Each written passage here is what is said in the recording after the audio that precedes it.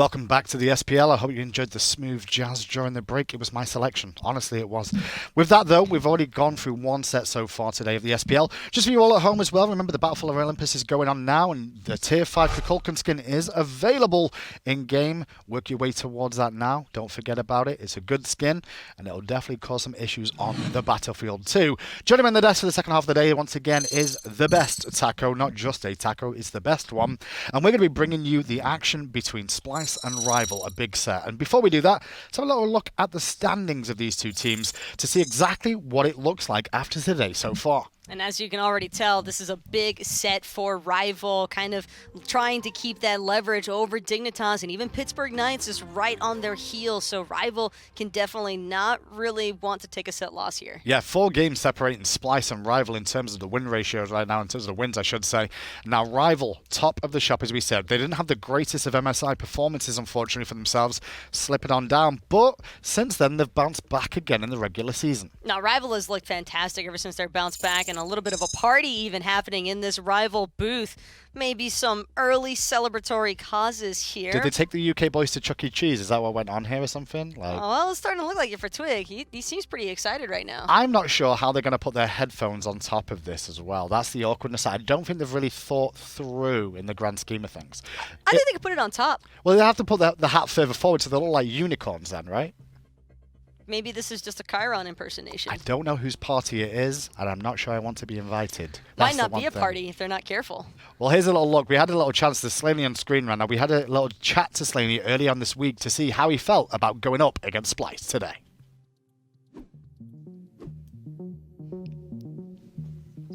Kind of what happened is we kind of just shut down.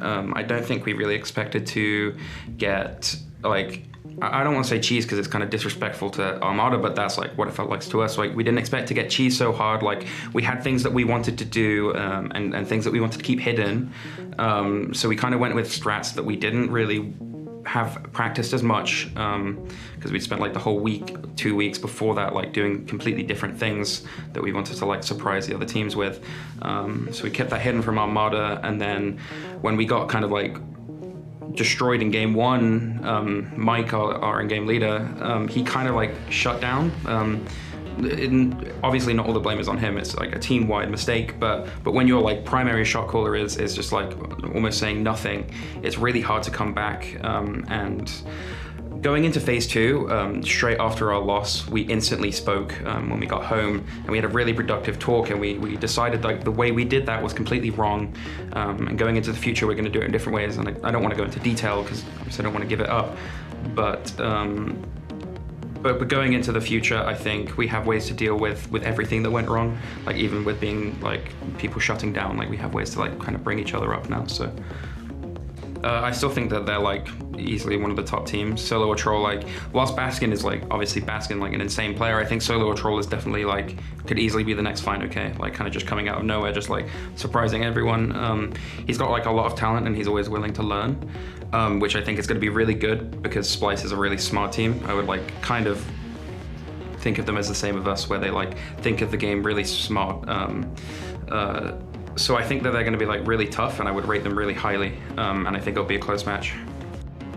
Well, I think one thing we have going for us that the other supports don't is that like Mike is, I would say, similar to Aurora, where like if Mike gets going in the early game, like he's just unstoppable, and I think Mike is just a better Aurora. Obviously, I'm biased, but so I think we've got that going for us.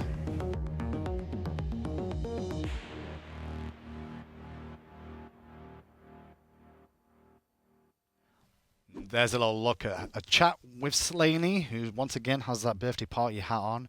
I'm sure we'll work out exactly what that's all about, getting himself ready for picks and bans. Oh, there you go. He can show us how the headset will fit quite easily over the top. Professional there from Slaney. He's the coach of Rival, and the enemy coach this time round will be Kabom for Splyce on your screen. Well, that's just, he didn't get invited to the party at all, did he? That's what went wrong. Where's his invite? I'd be pissed off too if I was Kabom, having to look across the hallway into the Rival booth. Everybody's got these party hats on, and yet no one bothered to extend the invitation. absolutely rude. Maybe that's what Splyce are going to be like today. Very upset about the situation here.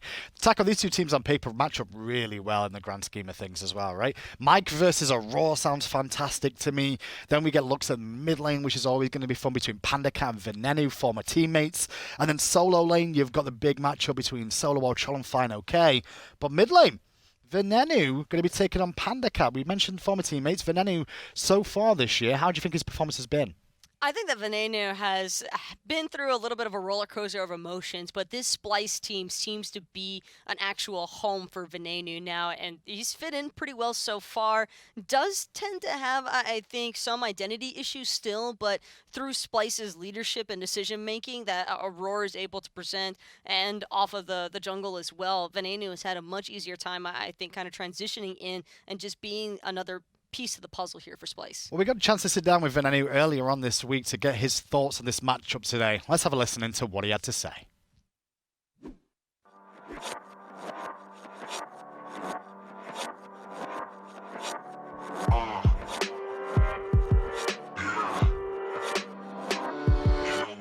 I think it's gelling actually pretty well. Some things that we need to like teach Solo and like help him mend.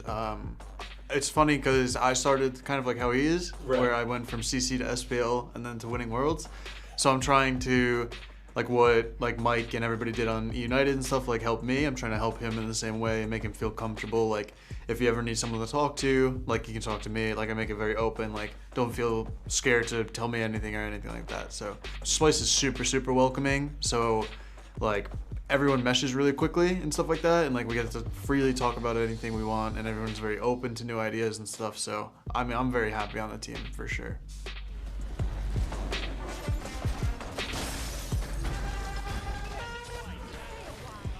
Rival is super strong, so if we lose the first game, depending on how we adjust, we could lose all three, or if we win the first game and they don't adjust, we could win all three. Like I think it could go back and forth.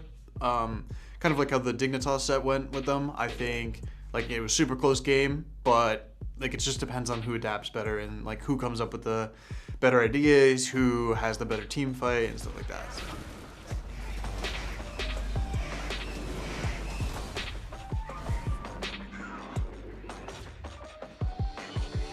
I think we could take some strats from the Armada boys and just rerun it, and you know maybe they'll just feed into do whatever. But actually going into it, like we just gotta hard practice, stay focused on what they do, like watch back their games, watch back what happened, what they made misplays on. I think the biggest one's going to be watching the Armada versus Rival set and see what they messed up on. Maybe they didn't fix it, maybe they didn't notice it themselves, so maybe we could get a big advantage over them and stuff like that. So I'm curious to see what we come up with. Maybe there'll be something spicy.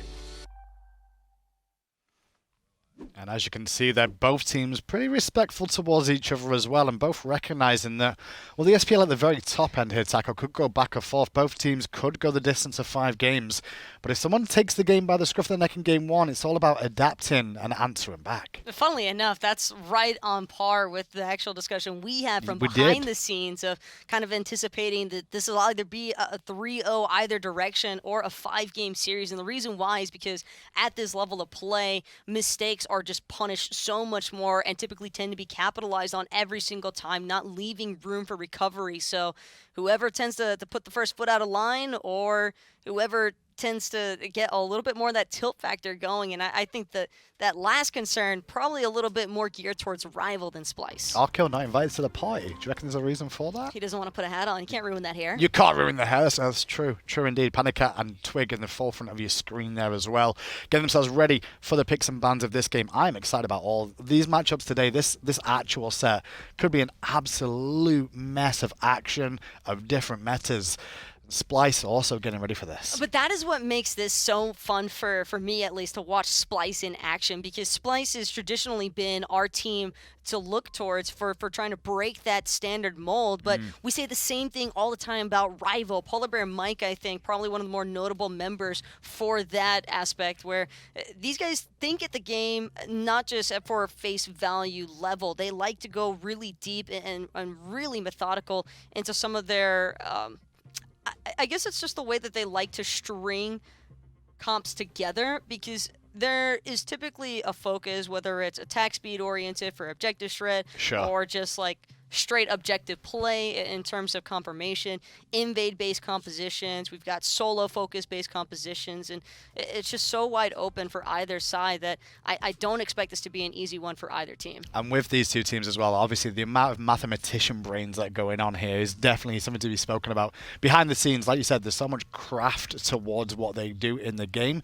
that even the analysts that work here, we don't get a chance to understand the whole ideas of what's going on. That on your screen though, CycloneSpin had some pretty solid performances. A consistent player. I think a lot of players throughout the year have been saying about Cyclone that he doesn't really seem to do things wrong. Cyclone is, I don't want to call him under the radar, because I think if you asked anybody right now, they would tell you, yes, Cyclone's a monster. He's an incredible ADC player. But when we talk about hunters, I think the first big names that always come to mind, it's usually like Funballer, we say Bera, Zapman, Arkkyl, but Cyclone's hardly ever in the discussion. There.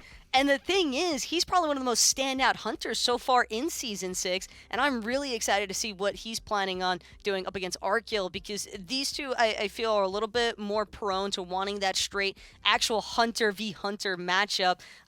I wouldn't put it past Arkkyl to bring a little bit more mage involvement here, but Cyclone loves his crit hunters. I do want to see these two hunters go at it. Cyclone versus Arkkyl is going to be a fireworks potentially in that duel lane. If they get left alone, I think we could see some action there. Rival, though, will get the first pick opportunity this game. They're going to start things off with a very quick ban of Set on their celebration day. Well, it's only a celebration if this set actually goes their way. That's for sure, but at least they're starting the game off in high spirits no matter what. Maybe that could help them bounce back in case game one doesn't shape out the way that they're hoping for. But with Set being taken away, not really all that surprising.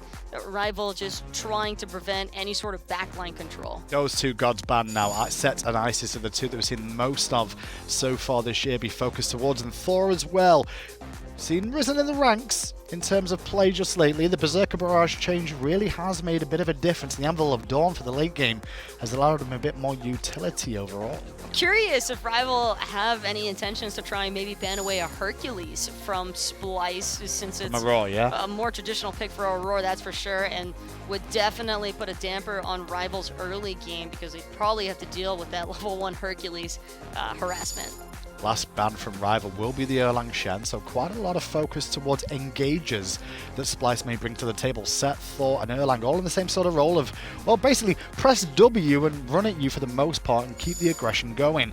Splyce, meanwhile, focusing more on the magical side of things. Isis and Jean-Qui alongside the Khepri to take that away from Mike being able to, well, allow these W keys to go in a bit deeper. Jean-Qui and Isis just bring too much area focus, and Splyce, they love controlling the carries from enemy teams, but you're not going to really be able to do that if you're taking too much damage from outside sources. So not super surprising, but the Horus pickup for Rival, this has been something that PolarBearMike has really been a big fan of. Yeah, he's been the first one to pilot it in the SPL. We've seen more of it as time goes on, but as you were talking about this Hercules, it is locked in straight away from Splyce in the very first pick option for themselves here. Almost guaranteed to be in the support role. We've seen Auror's happy to pick it early on and run it when a lot of different supports have been open. And pairing alongside of that Hercules is going to be the Muzen Cobb. A lot of flexibility so far in this Splyce roster. And that's another reason why this team is so threatening, because while it might look guaranteed on paper, this Hercules could still very much be for SoloOrTroll. It could possibly even be in the jungle. I really would not put that past Scream to try and pilot, but the AMC, I think, probably going to be a little bit more intended for Venenu. My main assumption on that, just coming from the fact that it's so much easier to get some of that hive poke damage going, and it's really tough to deal with that Muzen for punishment in mid. Hebo picked up as well, more than likely for PandaCat in the mid lane here, that may be taking on that AMC. Sure, I don't mind the Hebo because of the Atlas of the Yellow River. The second ability there cleanses, slows, and that's one thing that AMC brings with the Honey. Sure, but Hercules is probably licking his lips right now, looking at this Habwa, because if Aurora goes for a blink at any point, a single blink driving strike in the early game could definitely look to half health this Habwa. And I love this Thoth pickup here for Splyce. I think that this is a brilliant introduction of range to really try and shut down that Habwa. Is that Thoth going to be in the dual lane though? I have a feeling it may be heading there, not necessarily mid, although Thoth versus Hebo in the mid lane should favor Thoth in terms of poke potential in the early stages. I think I still want to see the Thoth against the Anhur in the long lane, but I guess my main concern is Cyclone probably wanting to be a little bit more aggressive, so might wind up taking that Muzen. But the fact is, it's so interchangeable right now for Splyce. I wouldn't be surprised if they haven't even made their minds up yet. I think that's just the way of the SPL meta now, where lots of things can be interchanged and leave the enemy team guessing to as long as possible. Guan Yu banned away by Splyce. Interesting with the Guan Yu. Is that for maybe just a little focus, a little poke towards fineokay there? There's a decent amount of sustain already with the Horus. Adding a Guan Yu, while you might not initially believe that this is a sustain composition from Rival, a Guan plus a Horus can be very troublesome when trying to work around the objectives because you have so much out of combat healing to fall back towards. Should have mentioned as well, Guan Yu has been running the jungle now and again, and Twig won't be too scared of going to that. Twig's quite happy to vary up his god pool where required. Splyce worried about a Ho Yi ban there. They're worried about Hebo being in the jungle maybe this game. It wouldn't put it past CaptainTwig. He is definitely taking the Habwa into the jungle on more than one occasion, so Hu Yi, probably a smart strip away choice here for Splyce. Also takes away a little bit of that AoE from the Sunbreaker that could have been problematic for this Muzen. Pele, the final ban from Rival there, just another nudge into the jungle of Splyce to try and take it away from Scream. Scream, who's piloted set in the jungle before, that's been banned away from him. Pele too, makes a lot of sense in this one. Hunbats is available? Would you look at maybe Hunbats for this game? Is that something that may be useful? That was actually something I was thinking about for Rival though, as opposed to Splyce. I think that holding on to that last pick selection choice for Scream, just in case Rival try to buckle down with a couple more Warriors or a couple of Guardians, then Splyce could look for that Nemesis. Party's over already. You see that the hats are just coming off there from Rival as they head to go back on. Osiris for Splyce though, they're definitely looking for pressure in that solo lane for SoloOrTroll here. Clearly he couldn't get King Arthur, so they went to the next best thing in Osiris. But the Baron Samedi added in alongside a Chronos.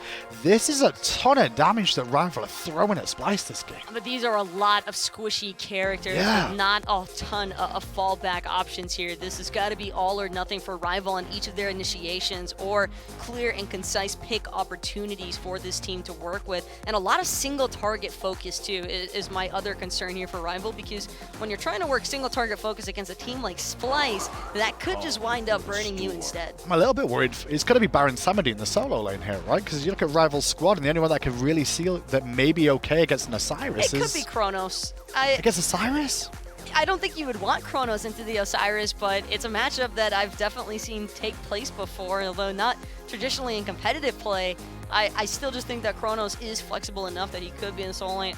I'm expecting it to be a Baron, or it has to be the Baron or the Chronos, because I don't see how Horus really fares in terms of clear against the Osiris. No, neither do I. And I think we've all seen quite a bit of anti-heal coming out from, well, Splyce mainly this time. Expect some Brawlers beat sticks more than likely on the Muzen card, maybe even the Susano. But Splyce have such easy ways to apply the anti-heal, whether it's through the beat sticks, through the Divine Ruin off the Thoth, even Contagion being a strong pickup option here for this Osiris, who already has that Lord of the Afterlife. On paper, how are you feeling about this? I'm actually favoring Splyce at the moment because of the riskiness of Rival being a little bit squishy. I think that Splyce has a better draft, but I can see the win conditions for Rival if Splyce aren't careful with their initiation process, because Rival have tons of burst damage, and if Splyce overstep, they're toast. PandaCat on your screen there, ready to go, as is Venenu. Let's get it over to Tom and Agro to break down Game 1. Break it down. We're going to watch it happen. Team Rival versus Splyce. Tom Badlinger and Ryan Agro Bailey here on the microphone. Doug LeBlanc behind all of the action you're about to see. fineokay here on the solo lane. Baron Samedi, a guy we haven't seen in a jump. Have not, but does not surprise me that Rival's the one to break it out, because PBM has been a long-time fan of this character. fineokay likes it quite a bit as well. And this is a flexible pick for Rival. I do think Baron is underutilized in today's meta, and I'm excited to see if he can really prove it with his play here today.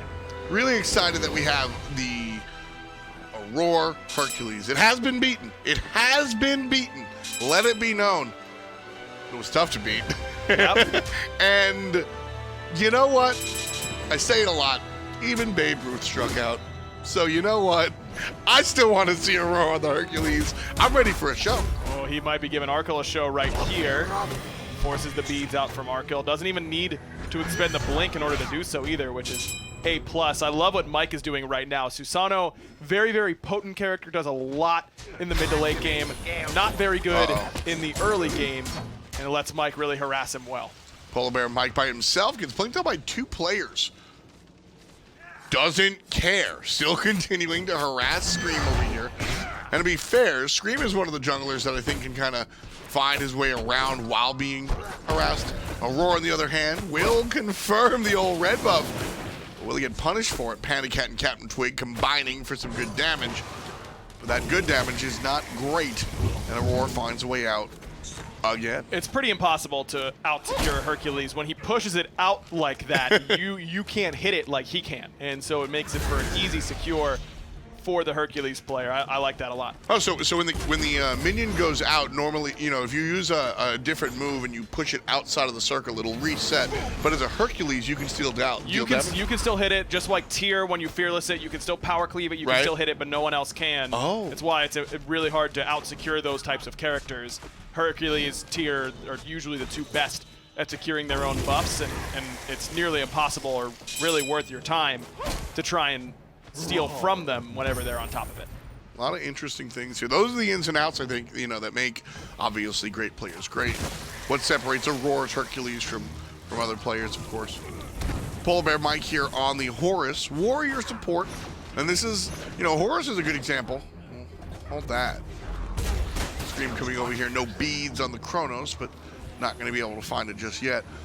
But Horus support, you know, warrior support generally means like high damage. That's not Horus's thing. He is equally aggressive, but he's not exactly killing you with numbers. Well, he's killing you with setup most of the time. Exactly. That's the big thing. He's going to lock you down pretty easily. Look at where Mike is right now on this horse, actually. He's just standing behind the speed buff rock, waiting for Scream to come back. But Aror has kind of figured it out and is heading back himself. With both Hercules and Susano there, Mike is in danger of getting killed, so he will back it up. But he's been wasting a lot of his own time, of course, a lot of Scream's time as well, but Aror just coming over, doesn't even share the XP on that speed, is just there to help out and make sure that Mike doesn't harass him too much. So I think Splyce did a very good job of keeping Scream in an okay spot. PolarBearMike, though, could go down here. Big commitment from the Splyce boys. PolarBearMike winds up getting out. Not even a shell to his name, has the blink, didn't get to use it, but just wiggled his way out. A little bit of extra protection for him there with that Guardian's Blessing, and even the movement speed from Boots 1 end up being pretty impactful for him. That little bit of movement speed helps him out. SoloOrTroll here trying to take the big fight. CaptainTwig gets jumped on and not enough damage to get the kill. The turnaround, though, could be huge. fineokay is here, but we won't see him tumble. That was actually sick by SoloOrTroll. He hits Twig with the Lord of the Afterlife right as Consigned Spirits is landing from fineokay, but because Lord of the Afterlife gives you 100% anti-heal, CaptainTwig does not receive the heal and ends up nearly dying because of it. SoloOrTroll had it, just ended up missing the Spirit Flail that would have secured the first blood. Coulda, shoulda, woulda. Even with that down, Splyce find themselves about 700 gold up. That is more than the first blood, so a phantom first blood. And I ask, where does it come from? And that lead really just coming from some invades. You were talking about speed buff earlier. That was denied, so where have we found the invades? It's been red buff for Aror. It's the fact that CaptainTwig has gotten harassed. It was SoloOrTroll stealing away that blue right before he nearly found the kill. Those are how you get those incidental leads. Scream even stealing away these back arms. But again, CaptainTwig is here. Level 3 a little bit premature for Hebo really to start going. Once those beads start coming, once those boots come online, I'll go with an easy dodge there. Hebo starts to kind of say his name, and then boots into secondary item is where Hebo really starts to stand up, and then boots into third item is when you really got to start to be afraid of what Twig's going to be able to do. Starting into what could be a Jade Crown, though, not the all-out onslaught of Bancroft Town like we usually see. Probably going to be a Dynasty Plate Helm. It's just so cost efficient still. Even with the changes? Yeah, even with the changes. I mean, what other item gives you physical protection, magical power, and magical penetration? There is none. It's the only one that gives you that beautiful trifecta between those 3 items or those 3 stats rather, that you really like. They're obey now? I know. 3 versus 2 here on the right side jungle. Scream pops up too. Big jump from the solo lane. And just like that, Team Rival gets squashed. SoloOrTroll with a big rotation there from the right side. You'll love to see the setup. That was a machine. fineokay is likely going to lose the blue buff here on top of that. Need to be careful about where Aror is in relation to those plucks, but not a great start for CaptainTwig. Susano, like I said, not very good in the early stages. At this point, though, starting to come online. Here's a little bit of an initiation from Fino. Aror is still here, though. There's a lot of damage to SOT. Didn't anticipate the 2v1. Has to back off. I love what SoloOrTroll does. I mean, fineokay is trying to use as many ticks of that ultimate as he can to keep SoloOrTroll under tower as long as he can. And SoloOrTroll just kind of gives him the wiggle underneath the tower and makes it so he doesn't end up getting stunned, which would have confirmed even more damage. I don't know that that kills SoloOrTroll in that spot, regardless if fineokay lands that life of the party ultimate. But I know he's got no shot at killing him if it doesn't. SoloOrTroll, very impressive call-up, I think. You know, we speak most of like Sam, Paul, and Lazra as our last year call-ups and seeing how they have kind of transitioned here. SOT coming in this year as a pro player. I know he's kind of stood in before, but this is really his true kind of debut on the Pro League stage in his own right.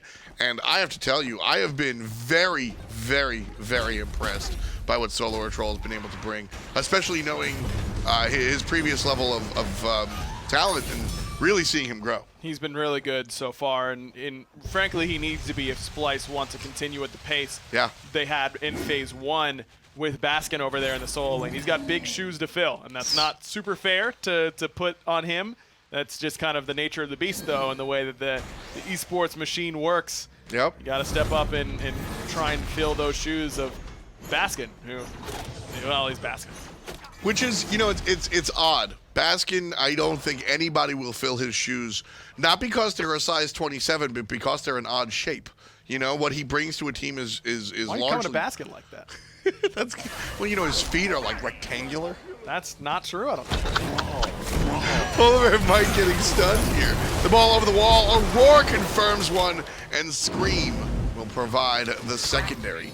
So a replay of what we just saw. Again, SoloOrTroll providing a lot of what was happening. And let me finish my statement about Baskin's rectangular feet. So weird. Really, all I'm saying is Baskin brings something unique to a team that I think is very, like you said, unfair to ask of another player. But as far as solo lane competence is concerned and ability to help the team, SoloOrTroll is absolutely here for it.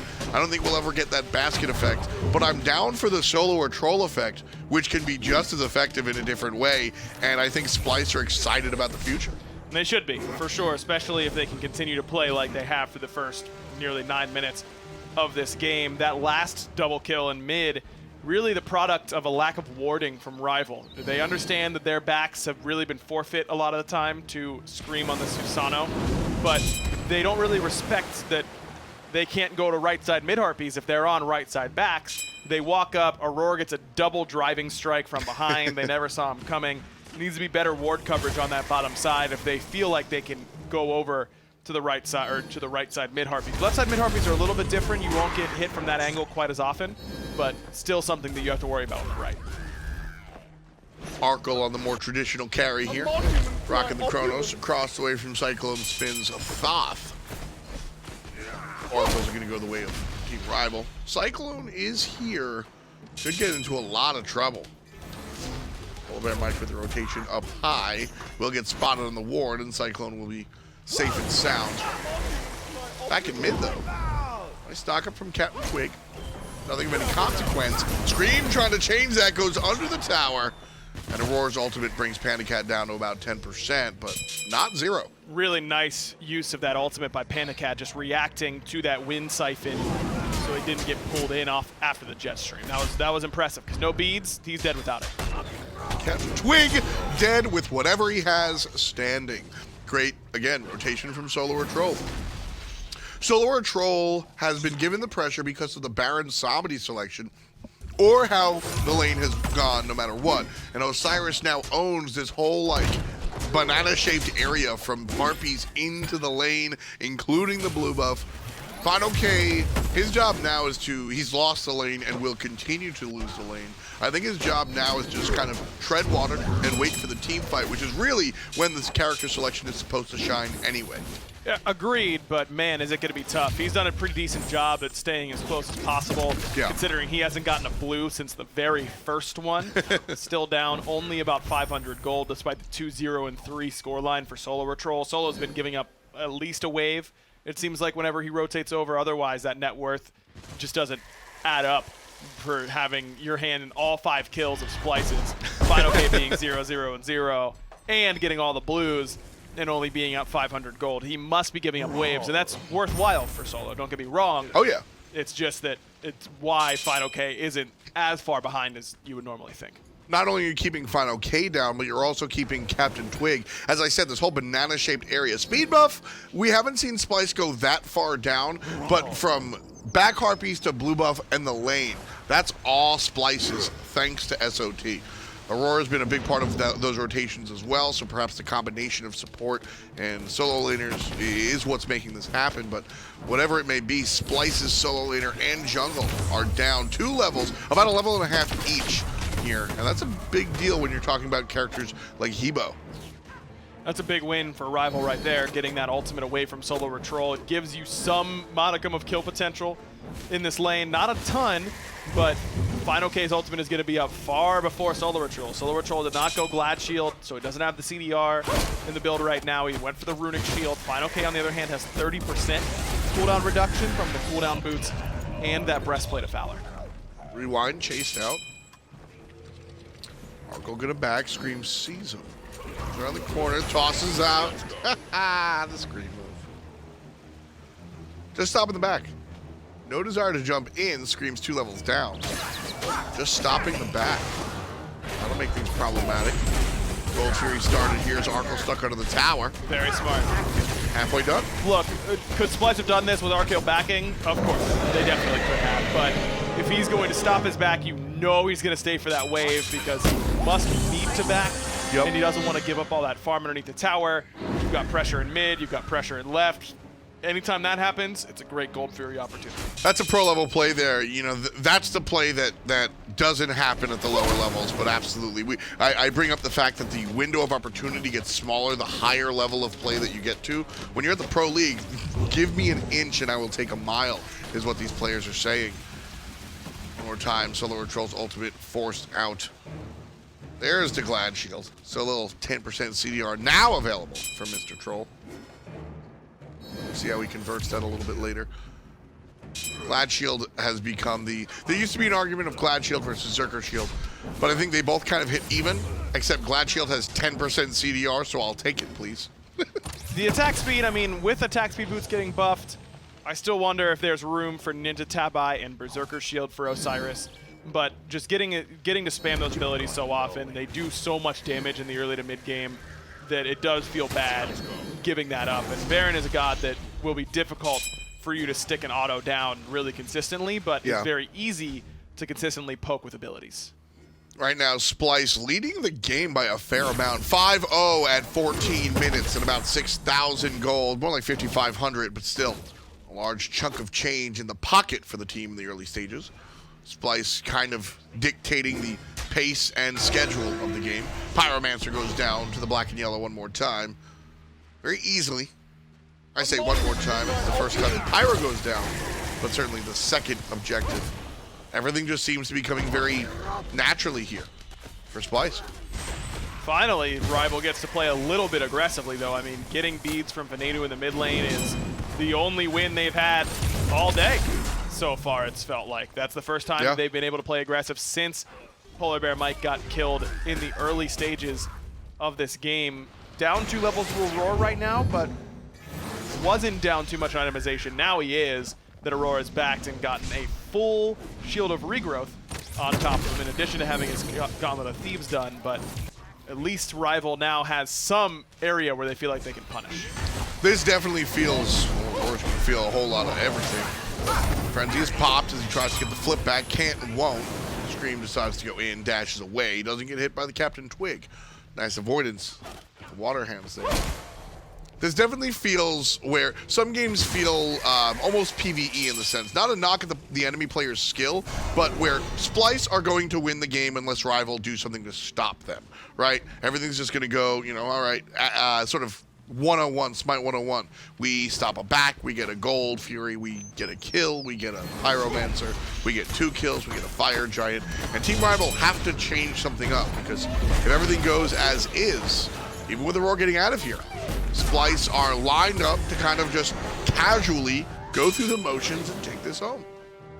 Man, it's so tough now because Splyce's itemization is specifically designed to continue to keep Twig on the back foot. He's already behind in farm at this point, but 2 runic shields between SoloOrTroll and Scream, and on Chile for Venenu, so even if you blink on top of this AMC, normally an area where you'd have great kill potential, maybe you end up losing it because of that Chile passive.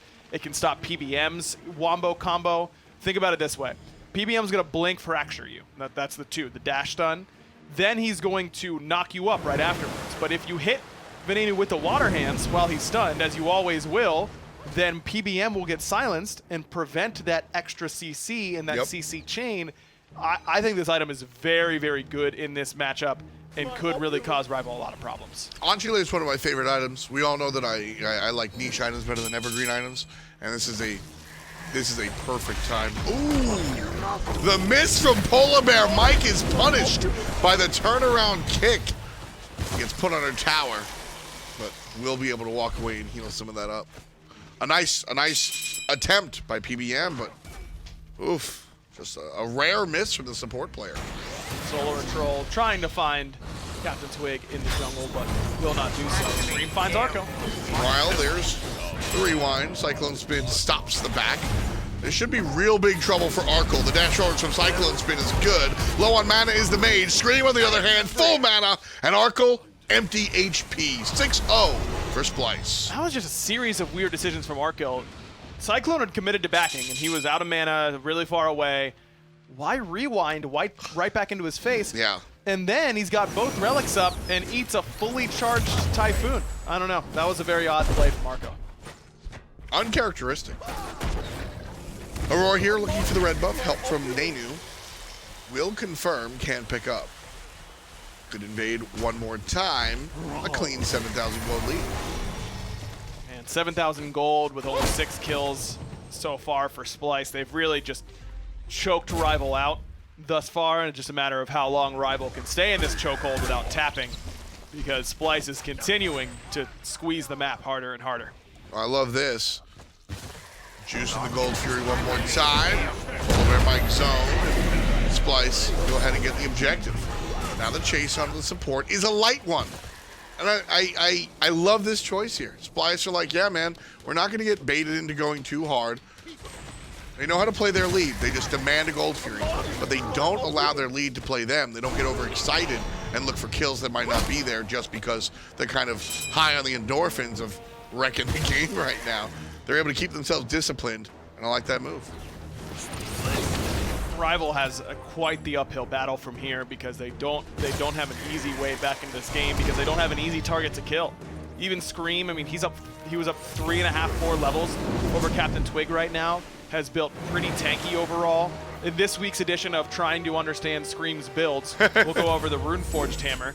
And he's going to be diving a lot of times with SoloOrTroll, who's going to be consistently slowing whoever they're on. Yep. Plus Venenu, his honey, if they're on a frontliner, will likely be slowing whoever Scream is hitting. He's not going to proc this very well himself, but his team does fairly well. And that's my best attempt. It's also 50 power and 20 health. fineokay getting jumped on by SOT and Scream. There's some damage on top. fineokay still able to walk away. Tanky is the Baron. 2 hybrid items and a Breastplate of Valor. Good enough for the Baron. But yeah, I think it's also just good stats. As Venenu will get punished. This could be it! And Team Rival find themselves on the board. PandaCat off of the assist from the support and the jungler. Here comes Aror and SoloOrTroll, though, to turn things around, but it's Cyclone from the long lane, shifting over to the mid to make things happen. Scream follows CaptainTwig through that ultimate. SoloOrTroll's waiting for him, and Aror will confirm it. Blink right on in with the driving strike, and now Splyce are in position to destroy this tier 1 tower. Easy peasy, as they say. Another one. 8-1. The one-time team rival find a kill and get on the board. They get punished for it doubly, and then lose a structure. Gotta hurt. That's just the nature of the beast. When you're this far down, it's so hard, even when you find a good opportunity, to really not get punished for it in the end. SoloOrTroll is looking on the right side. PolarBearMike gets flipped up on the left. Dash away is good. That is what makes Horus one of the most strong supports at the moment, I think. The setup is phenomenal, but I think there's a lot of good gods with great setup right now. You look at Kumba being able to mez, knock you to the sky. Your team has a half hour to get in position. You know, you look at Athena, I'm literally taunting you into a spot, right? What PolarBearMike is able to do with kind of a grab, a stun, a knock-up, very nice. But the ability to get out as well is really unrivaled. Look, as Bacchus, you're in, man. As Athena, you have to dash before you taunt. That's how that works, right? That's the rules, yeah. You have to, so you can't. But PolarBearMike can dash through a wall to a teammate. That, I think, is really what separates Horus. Yeah, he's pretty good, for sure, but he's been neutralized pretty effectively this game. Horus, good. Yeah, Horus, very good, for sure.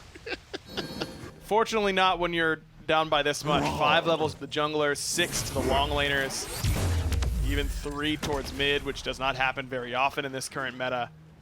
Makes it pretty difficult to tank. Pridwin's a great item, but that's actually a downside to Horus, is Pridwin's kind of more difficult to proc. SoloOrTroll, on the other hand, you know, I would love to see a Pridwin kind of grabbed on him. That is, you jump on somebody for the root, and all of a sudden they're slow, and you can really kind of get to them. PandaCat with a little bit of the split push mid lane. CaptainTwig dealing with Ven on the left-hand side. The rest of everybody on the right. Venenu 1v1 versus the Hebo. Both of them half HP. CaptainTwig leading the charge. Knockup is good. Water Hands will follow. And it's Twig above Venenu in the 1v1 exchange. Yeah, that's one that CaptainTwig has to win. He's going to lose his life to Scream's blink eventually. He just doesn't have enough mana to end up surviving here. Whew. The archers get the last hit. But off screen, Team Rival do get a kill. Venenu goes down earlier on, so that's the second one thanks to CaptainTwig. 1-4-1 for the jungle Hebo. I love the decision to put Hebo down because Hebo is one of the characters that really only brings damage. I think there's actually a lot of utility in the Yellow River and the knockup, to be fair, but you need him to be doing damage. Hebo from behind, they'll tell you how effective their knockup is. But really, Water Hands in your ultimate only hurt you at that point. So Splyce's attention to the jungler was very, very important. It's been very effective for them so far, but eventually Twig's going to hit level 20, and eventually we'll have 6 items. It's just a matter of if the game will still be going. That's what I'm saying. I mean, listen, if you completely steal all the farm from a Thor, he's still landing on you and walling you off 12 levels down. You know, you destroy Ratatasker, he can still knock everybody up real quick, no problem. There are other places for characters to shift into. Hebo. Splyce of the Gold Fury. 25% left. Only Fury here. Splyce take it. That is an excellent look here for Splyce. Minions should probably take the tier 1 on the left. And that'll open the door for Fire Giant, most likely, for Splyce, since Rival have to deal with stuff knocking on their door. They've got plenty knocking right now, that's for sure. Aurora the same level as Twig, so he's more than willing to fight. Level 18 on the support. A light engagement from Splyce, and that's why Aurora likes the Hercules, I think, because you can all in with a flip and a kick, and it's up in 6 seconds. It's not a full-on ouchie if things don't go your way, so you can light commit. More blinks in. This is a little bit more hard. Rival, PandaCat down to a hair of HP. SoloOrTroll over the wall, can't find it. Frenzy popped after the fact. Late game team fight. Arkkyl able to take down Aurora. Rival trying to wrestle control and doing it. CaptainTwig up top by himself. He's level 19, but he's getting beat up by a level 20 Osiris. Arkkyl is strong for now, but down goes the mage. Oh, and Arkkyl finds himself in a bad spot. Gets that rewind off just in time. Doesn't seem to want to let the fight go, but I don't think Splyce is giving him much of a choice. Much better fought than anyone would have expected Rival to fight. 10,000 gold down. Yeah, that went very well, all things considered. Yeah. This anti-heal there for PandaCat, I think, comes up at least a little bit in the midst of that team fight. fineokay finds a great ultimate in a narrow corridor. Everyone thinks of life of the party as this one single target. We pull this guy in, and we stun him, and we kill him. But in that little narrow choke point, you're pulling everybody from Splyce in, forcing some relics. SoloOrTroll does a great job of jumping in front of that stun so that Aror doesn't get hit by it, but it's still not enough to save his life. Yeah. And also, I gotta give shout outs to PandaCat, who had a sick impale off of Scream's blink that saved his own life and nearly killed Scream. Well, Splyce are going to use that, even though it was kind of a lopsided affair. That's an invitation to the Fire Giant. 10%, PBM's here, but Arkkyl being controlled. Splyce, take down the objective. PolarBearMike is next on their list, and SoloOrTroll's the one checking them off. 5 on 4 here. The power play to the black and yellow. Scream looking to make that even more tilted. Splyce, tier 2 on the horizon. Pulled back and pushed down. fineokay, victim number 5 for Scream. That's just something he brings. It certainly is. That's bad positioning there from Fine. Has to respect that wind siphon and just did not in that area. This is where that 10k lead is really showing, though. I mean, you have a decent fight where you were actually able to stand up and push back a little bit for Rival. Yeah. But the fact that Splyce is able to just back and immediately force you to do it again, but this time without relics, they're willing to take relicless fights because they are just so far ahead in items and XP that they'll be able to leverage that and win the fight without them, whereas Rival does not have that luxury. That's the thing, you know, you're playing volleyball and you're giving the perfect serve. Of course, you can smack it back beautifully twice in a row. A much taller task. Splyce, 5 players strong. Make that 4. PandaCat fought back. Nicely done. Auror's on the ground. Halfway done with the Phoenix, but Team Rival have put themselves in a defensive position. CaptainTwig left side, looking for some knockups over the wall. And Team Rival dig their heels in the ground and again find themselves with a nice team fight. 15k down.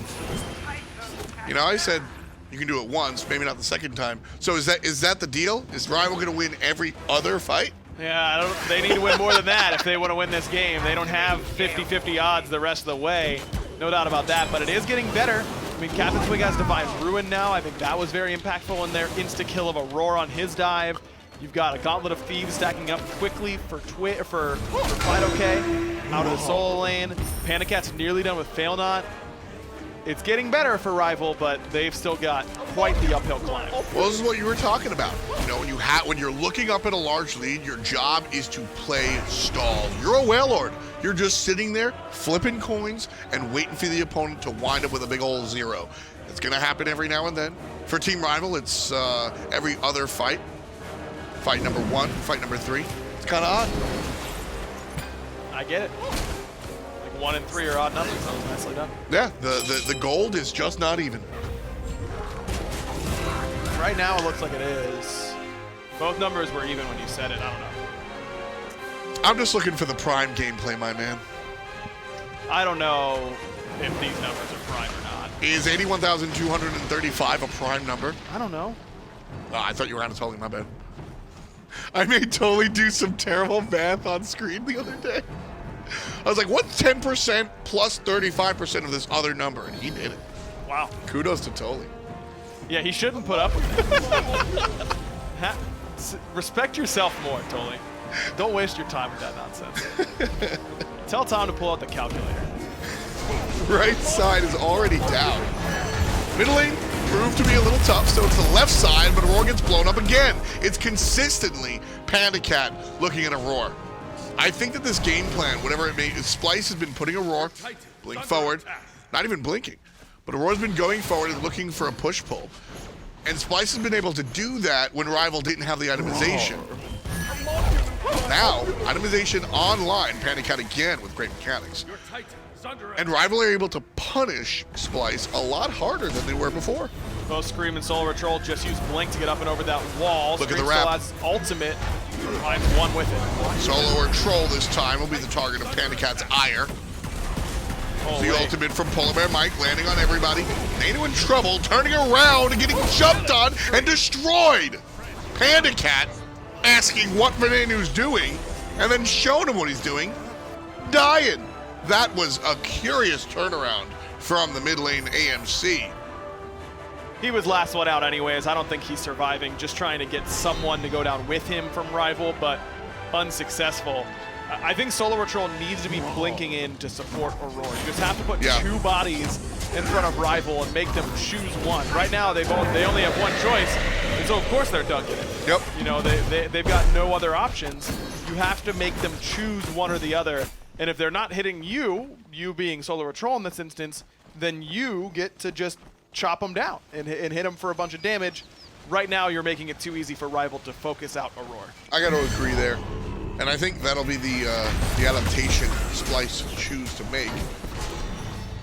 SoloOrTroll. Dummy tank. Just. Wow.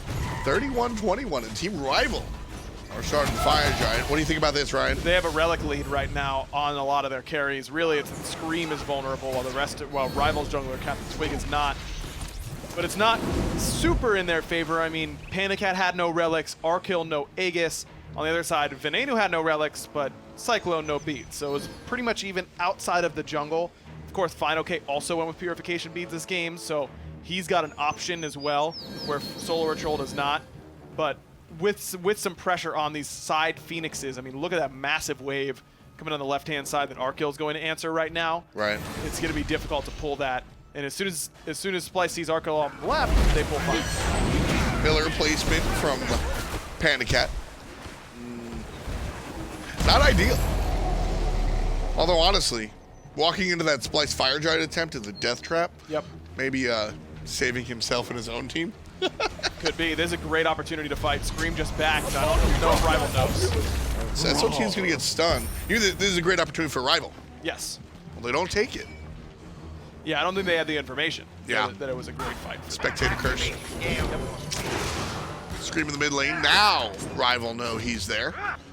And you actually, that was interesting. Scream showed himself on the map and you saw Rival inch up. Okay, no. There's our information. We're too far away. He's gonna come collapse on us.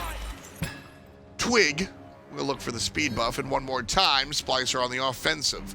33 minutes exactly on the clock here. We've got about 19 kills. Bad luck, 13 of them belong to Splyce, but it's been all Millhouse for them today. 20,000 gold just about.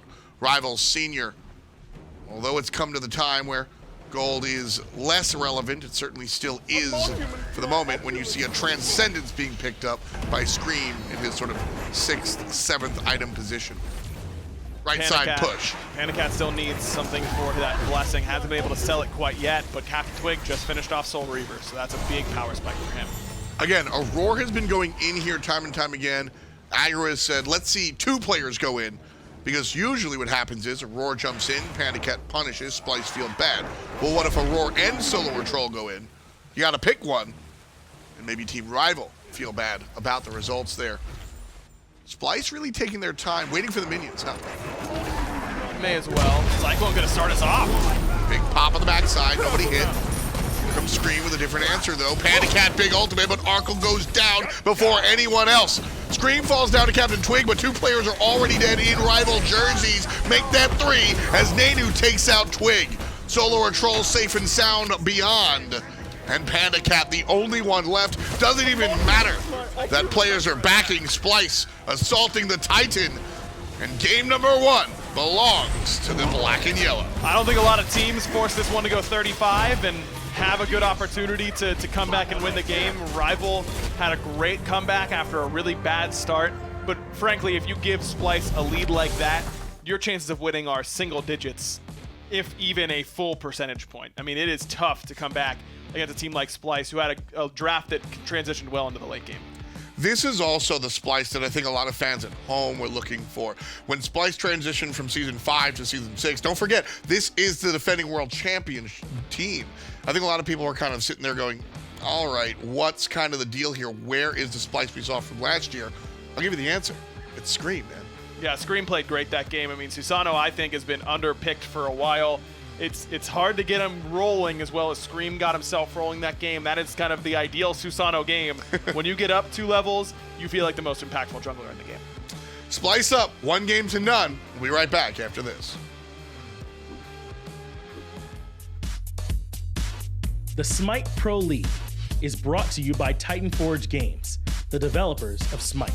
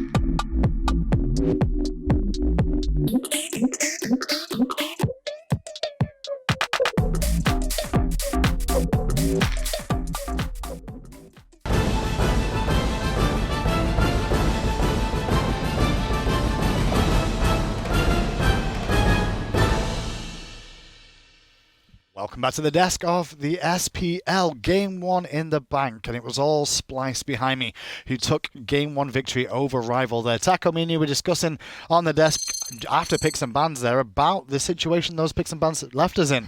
Rival didn't have a very strong front line, whereas Splyce really did. Rival had no front line, it felt like, for the vast majority of that game. Just trying to be a little bit more dependent on Splyce making mistakes throughout that early to mid game so that they might not get off to as much of a lead here, but that just was not the case. Aror and SoloOrTroll just worked so well alongside of Scream. Those 3 had tons of control over the map, and that solo side was just getting abused. And that just caused problems everywhere because of that Horus being a major front liner for Rival here, but he couldn't really get involved too much. He was either picked off early on in the game, so he fell behind in levels, made it very tricky for PolarBearMike to make anything happen as the only real front liner this team had. And it wasn't just PolarBearMike that was suffering, but CaptainTwig, as a direct result of not being able to have any sort of protections around those buffs, Splyce were taking full advantage of it. And even when Rival were able to respond with decent picks, it still came at such a steep investment because all Splyce had to do was just run him down with their front line. And this was the first 20 minutes of the game, as you can see now. It's still an 8-1 lead for Splyce with what happened here. When we got to Phoenix Siege, though, there was a little bit of an opportunity for Rival here or there. They managed to blow up Aror a couple of times very quickly, but they couldn't find anything else after that. The Phoenix defense was probably Rival's best bet at a comeback. If Splyce had some issues, I think, just because there is a lot of burst damage between Habwa, Chronos, even Baron has such good lane clear that it can be tough to try and get those minions to actually funnel in for those backdoor protections to be removed, and that way Venenu could actually get close enough to hit the Phoenix. But Hieroglyphic Wall definitely made a little bit of an impact there as well, and it was really just the fact these fire giants were all largely uncontested from Rival, just like every single objective. And you would think, well, with Habwa, surely Crushing Wave can have some sort of involvement, but that just wasn't the case. All Aror and SOT had to do was just stand directly in front of Rival, and no one could get through. And you mentioned it yourself, you think it was Rival luck in this game to try and like answer back what Splyce did, wait for Splyce to make a mistake. But in doing that, if they don't make mistakes, or it's very tricky to punish them, how do you get back into the game? Well, you don't, and Splyce takes it home instead. So game 1, a rather convincing victory as well for the team, and something to certainly get their momentum going. And as for Rival, on the other hand, though, that's a pretty harsh loss to suffer. I think that there were definitely some individual issues throughout that match also. I know Arkkyl over in that duo lane getting a little over ambitious, goes back in even after getting off a good Chronos rewind that could have saved his life, and Scream was definitely looking to punish, and that was the other problem that Rival also had to deal with is Susano just got off to such an incredible early game start. CaptainTwig was 2 to 3 levels behind the entire game until a little bit of that Phoenix delay. Do we expect Rival to go from something a little bit more with a front line now focused? They or have to. Would they run it back? You don't think they're going to run it back? I think for starters, we probably don't see Aror on this Hercules again. I think that Rival are cooked if they let Aror get that Hercules one more time. But seeing Splyce in that first pick position is certainly not going to make this any easier for Rival, because even if Rival manages to ban away that Hercules, there's still a slew of other warriors that they could possibly have to worry about. Really is. I think at this stage, though, I don't think there's anyone you can really ban out in the SPL in terms of gods. They're going to have a larger god pool than you expect them to. Even if you've not seen them play something, they'll always be able to bring something to the table that could cause problems. Khepri and Set, though, are going to be the first two bans of this game, led on by Splyce, who also take away the Zhong Kui. So a little bit worried about how sustainable this Zhong can be. Khepri and Zhong Kui have been a reoccurring theme for both of these sets so far today. I mean, even Luminosity and that Renegade set, this Khepri and Zhong were being looked at pretty heavily. As for Rival, though, sticking that set away from either side, and for good reason. Set just having a little bit too much control at times, and I also think it's wise to ban away that Thor. It's not exactly unknown that Splyce loves having those flexible pick options that can go kind of hybrid based in terms of damage and defense. Definitely. When you've got Scream and Aurora in your team too, you know they Even can SOT. interchange. Yes, SoloOrTroll as well. Happy to play the Thor as well. Splyce, definitely interchangeable. Rival, though, banning away the Thoth as well this time. Make sure that one's not available for potentially the dual lane, which you've seen a lot more of just lately this year. Hercules is available, though, but is it first pick potential? It was first pick potential for Splyce last time around, but this time it will be the Isis instead. And at this point, it's starting to feel more of like a pick your poisons type of circumstance here for Rival. Hou-Yi going to be the immediate response, and I have to imagine that's just to have the Sunbreaker to try and challenge that circle of protections. If anti-heal is picked up, say a Brawlers or even a Toxic Blade, well, probably going to be the Brawlers. Hou-Yi has an easier time than most hunters at applying that anti-heal. Previous seasons, we could definitely said Hou-Yi, who's it going to? But with Rival specifically, I mean, you've got not only Arkkyl, but PandaCat on this squad as well, so either of them could easily pilot that. Serqet should be a good idea that should be going to CaptainTwig in the jungle, although we've seen it at times before in the support role. Splyce, though, even though Serqet's been drafted as an anti-heal, they still go with the Horus pick. And this is what I was a little bit suspicious that Splyce were going to try and do against Rival here. A Horus and a Muzen, both excellent gods at limiting this Serqet, because you're going to have to deal with frequent slows out of the Muzen from the bees and honey, and not only that, but you've got Stinger and Updraft, which are also great tools for limiting the mobility off that Serqet. I'm already looking and can tell Splyce are going to have much better pressure in this early game with the Isis and Muzen versus the Poseidon and the Hou-Yi. But as the game unfolds into towards the mid-game, that's where Rival will start to find a bit more of a stride here. A lot of responsibility on the Serqet then in this early game. For sure, and a wise ban away also from Rival, taking out that Wheelish. It's a classic combination, I think, for the Splyce guys to look for the frequent updraft knockups to set up that gravity surge. Oh, but yeah. Terra also going to be removed. A lot of immobility from Splyce's carry so far, so makes sense that they don't want to have to deal with the roots from the monoliths. And also Ares banned away from potentially Scream or Aurora, although the Horus locked in tells me that should be going into Aurora's hand here. So the Ares was probably focused towards the jungle, where we've seen him a little bit more so as of late. Splyce, meanwhile, though, Terra and Fafnir, a couple of gods that PolarBearMike does like to pilot quite regularly. With Khepri off the table too, he's going to have to go a little bit deeper into the god pool here. That Draconic form also a little bit annoying for Isis inside of that circle of protections, because it can be tough if there's a Fafnir ulting right on top of you that you can't damage and can't really do anything about. The Vamana, though, strikes me a little bit odd here. I feel like this is Rival trying to look for that heavy rundown composition to take out the Isis or the AMC before they have a chance to participate. But it does open up their own vulnerabilities on this backline. A rather squishy composition from Rival so far. That's true. We've got a little bit of mobility and escape though, but we'll see how that works out. Osiris and Raven, more than likely Raven for the jungle then, with how this one's lining up for Splyce. Once again, a very similar composition. Three frontliners though, in Horus, Osiris and Raven, going to be able to dive in, leaving Isis and a Muzen to self-peel and poke from a good distant range. Vamana, though, definitely staring at that backline, looking to get hungry here, potentially for fineokay. It all depends where this final pick goes, though, to give the game away of what Rival's looking to do. I'd almost want to see a Sobek here for Rival. I actually like the idea of a Sobek to kind of try and pull the AMC or the Isis out of position, but Rival seem a little bit more locked in on just getting those damage dealers online. And if this is a Hawa run back for CaptainTwig. Which means Serqet will be going to PolarBearMike if that's the case, right? Yes. And again, it's just really squishy from Rival. There's a ton of risk versus reward here. I can see the win conditions again in Rival's composition because the burst damage is kind of unreal, but only if you're actually able to sync those kits together. And I'm just not certain how you work past Horus, Osiris, and a Ravana, because Horus is a win more god as is. That's true, but you've got to be willing to make really good use of him here. I'm excited because Season 6 is really showing you that if you look at Rival Squad, you can't really tell where anyone's going now, because you could have Serqet in the jungle, Hebo in the solo lane, Vamana in the support role, who knows? That's got to be Poseidon for Arkkyl, though. He's been playing a lot of Poseidon as of late, and I'm very suspicious that Poseidon could also pose a lot of problems for this Muzen Cobb. Really? In the laning phase, is that a big issue? I think it could be, because the Whirlpool has so much area clear, and it can be tough for AMC to try and look for that consistent poke damage, or even if it's the Isis still has the same issue. Even in the Winga, she's not that much faster to outrun the Kraken.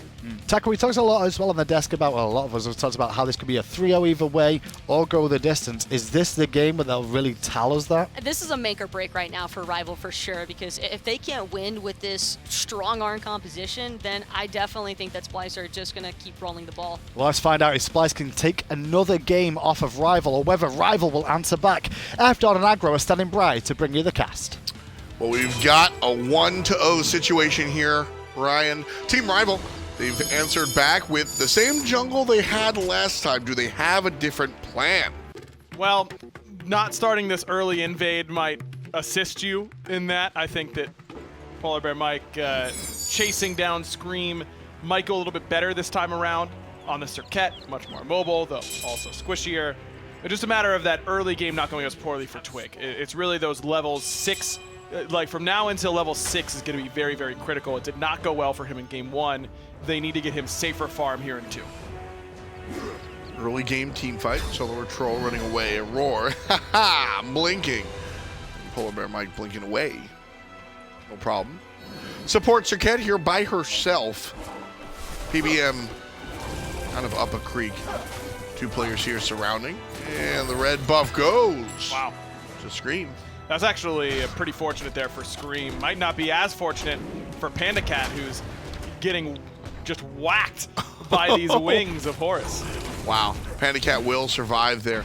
You know, last game I really liked the Anhur from PandaCat, but I have always liked PandaCat's Poseidon. I mean, this has been a character that he played even over there when he was a hunter once upon a time, and when he made the transition in the mid lane, Poseidon was one of the characters that he almost exclusively played. So he's definitely in a comfortable position here, and I think he's got a couple more tools to help out as jungler this time around. Man, this is tough for Scream, and honestly, it's gotten better than I thought it would. Deathbane is one of the best level 1 secures in the entire game. It just does so much damage. It's hard to fit an auto in between, and that's exactly what Scream did on the speed buff. And they were able to secure blue for SoloOrTroll at the same time.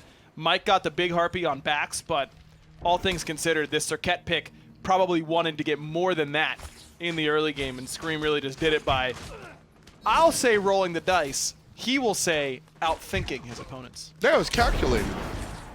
Okay. I believe Scream. Okay. I'm a big Scream fan here. Me too. I've been a long Scream fan. Like, jokes aside, I actually have been a long Scream fan. I think that his attitude on stream and social media is really fun because it's realistically, I think he is not as arrogant as he portrays himself to be. I think it is a character. But all jokes are based in truth. Yes. You might be right. I think he absolutely believes in himself and believes himself to be one of the better players. Whether or not he's as truly audacious with it is a different story. But I eat it all up, man. I'm here for the heel, and I am happy he is in the league. I'm ready to watch him jump on Fino here. Right side. And that's that, man. SoloOrTroll gets the last hit. Scream with the flip kick. And Aror shows up just for optics. He gets an assist as well.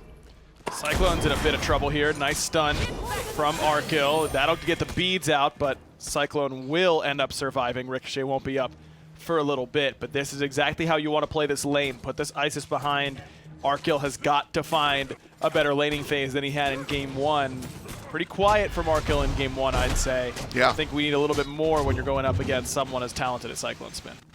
Isis, one of the characters that truly embody this, I don't need a hunter to play carry. She really is just that strong at the moment. I implore you to pick her if she's available. I mean, Isis jungle might be stretching it, but honestly not by much. This character is very, very strong. The Circle of Protection, I think, makes all of the difference. Nearly trivializes siege and anti-siege attempts. It's a good ability. It's been a good ability for a long time, and now it's just better. It used to be one of the best objective secure abilities in the game back in 2013. It's one of the best objective secure abilities in the game in 2019. Yep.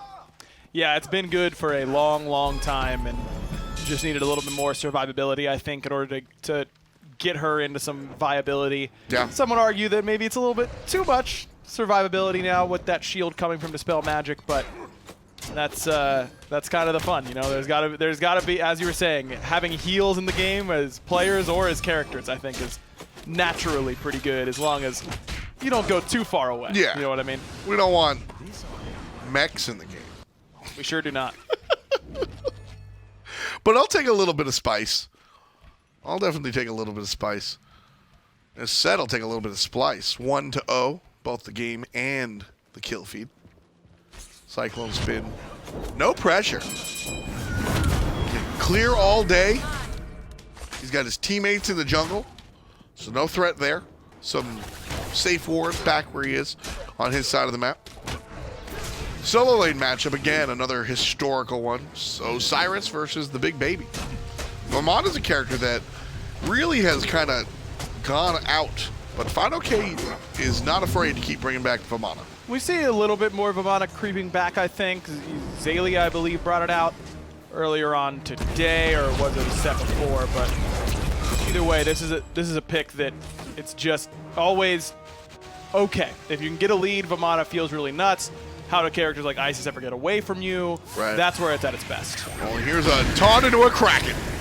And that is as old as time. A new style taunt here from Serqet instead of the Athena. But a taunt into a Kraken nonetheless. We've seen games won that way since RTX. Shouts to Anatoly. CC into Poseidon damage, always good, because it's damage and control simultaneously. Yeah. That's what really separates it. I mean, sure, you know, CC into Vulcan damage is also great, or Zeus damage, but it's different whenever it adds an element of control as well. The stun knock-up combo from Kraken, certainly very potent, and it makes it very easy to kill those tanks. And 9 times out of 10, there's a whirlpool underneath it as well, so you're taunted, you can't dash out, you're then stunned, knocked up, and the follow-up damage is incredible. So the classic.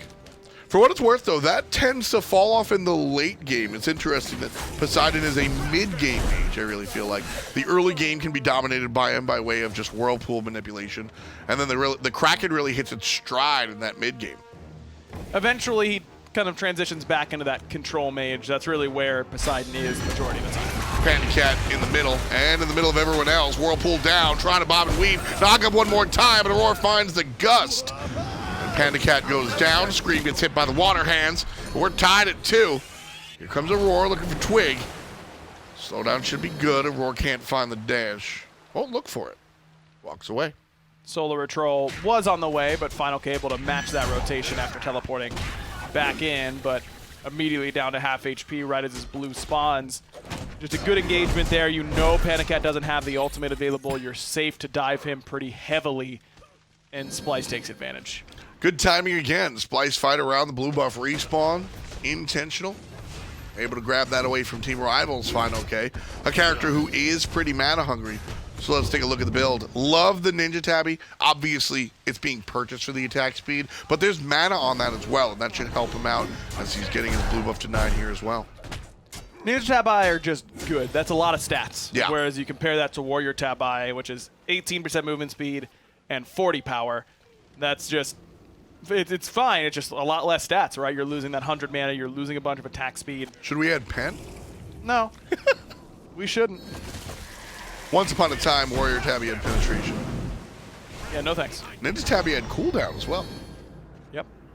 No attack speed back then, though. Yeah, it's cooldown for the attack speed. A little bit too powerful for the assassins, though. Thanatos misses it.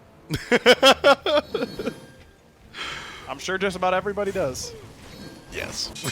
Especially in this world where assassins have to decide between Jotuns or Crusher, right? And both of them seem like great options a lot of the time. But if you could offset that Crusher with 10 CDR early, yo, yes, please. I think we're seeing why they were changed. Yep. The battle of over the Totem of Ku, edging in Team Rival's favor, 3-2. fineokay has a tiny advantage there, but a tiny one for sure. Our team's all tied up here. I wonder how long we're going to stay close together. What do you think is going to be the thing that breaks this one open? Both comps can sneak a Gold Fury very, very well. So you're going to need consistent ward coverage on that Fury. I mean, Circle of Protection does it very well for CycloneSpin, and Splyce are going to try it. Yeah, you see, the Poseidon was rotated all the way halfway towards the solo lane, and he's the biggest threat towards his objective. Splyce see it. They take advantage. Splyce have wards there. As soon as Poseidon showed his face on that ward near the blue buff, Splyce snapped and looked towards the objective. Wonderful shot calling by Splyce. And it's not going to be that long before CycloneSpin has that ultimate available anyways. He's got 30% CDR between his Mage's Blessing, his cooldown boots, and his Pythags piece. So he's still relatively safe in that lane. Just really wish that Rival would have done a better job of capitalizing off getting his beads early on in the game. He was able to escape that bad situation without much issue. Roar shifts over to help SoloOrTroll, taking some damage, but here's 4 players on top of the Osiris. The ultimate will be avoided. Serqet with a bad push there. SoloOrTroll still likely to fall down, and he will. Serqet, PolarBearMike, last hit. A little rough there. The push pushed him out of stun range, but got him done anyway. Who cares? Bit of miscommunication. PandaCat thought that Mike was going to keep him on that wall. Mike was much more interested in pushing him away from that wall to not give him an option on Lord of the Afterlife. So, like you said, no harm, no foul. He gets out. You don't expend a whole lot else in order to get it anyways. Do you talk about that after the game? Yeah, of course. I mean, that's probably even like right now thing. It's, hey, either, you know, if I'm on PandaCat's side, I'm going, yo, tell me where you're going to put him next time. Well, PandaCat's getting put in a box very quickly as well. CycloneSpin losing the fight versus Arkkyl. Eats a lot of that ultimate. Luckily for Cyclone, the attention being paid in the middle lane. That's a bad play. Yeah, I was going to say, I really liked how patient Cyclone was there. Didn't drop the ultimate, didn't use the beads. He's played a lot of Hou-Yi so far this phase, so you know that he's fairly comfortable with that pick and understands the damage output for it. And I thought that really showed with the ultimate, thinking a little bit too far ahead of what Arkkyl may do on that Circle of Protection. Now, here comes Scream fighting with Arkkyl. Arkyl's gonna jump, but the jump is avoided. Still doesn't turn things, and Arkkyl turns it around. That's what we were missing in game number 1, man. Yeah. That's exactly what you need out of your Hunter at this stage. And even still, he's down to CycloneSpin despite that play, but that was a nice one on Scream. Both players thinking they had the other right where they wanted them. Turns out only one of them was correct. Roar dashes away to Venenu. I'm telling you, man, that's what makes Horus different. A lot of the characters can provide the lockdown, but the safety. A lot of Guardians die there for being just in the middle of the lane. That safety is incredible for Horus. Interesting that both supports went for Talaria this game. Talaria did receive a nerf, but it's in the power department, so supports don't care about that nearly as much. Yep. But both of these comps are pretty good comps to get reinforced Greaves against. A little surprised that we don't see it. PandaCat turning things around. Roar, not so safe this time. 2 players combined to put him down. PandaCat looking on from the top side. Red buff invade was on their minds, but CycloneSpin got there first.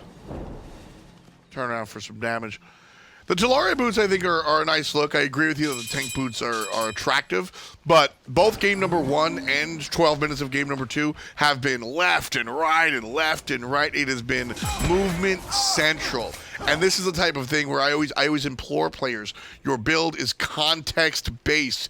If everyone's rotating in the game, Talaria is a lot more attractive than if they're not. And that's not on a tier list or X's and O's. You can't do that math. You just have to feel the game out. Ooh, CaptainTwig goes aggressive and gets punished for it.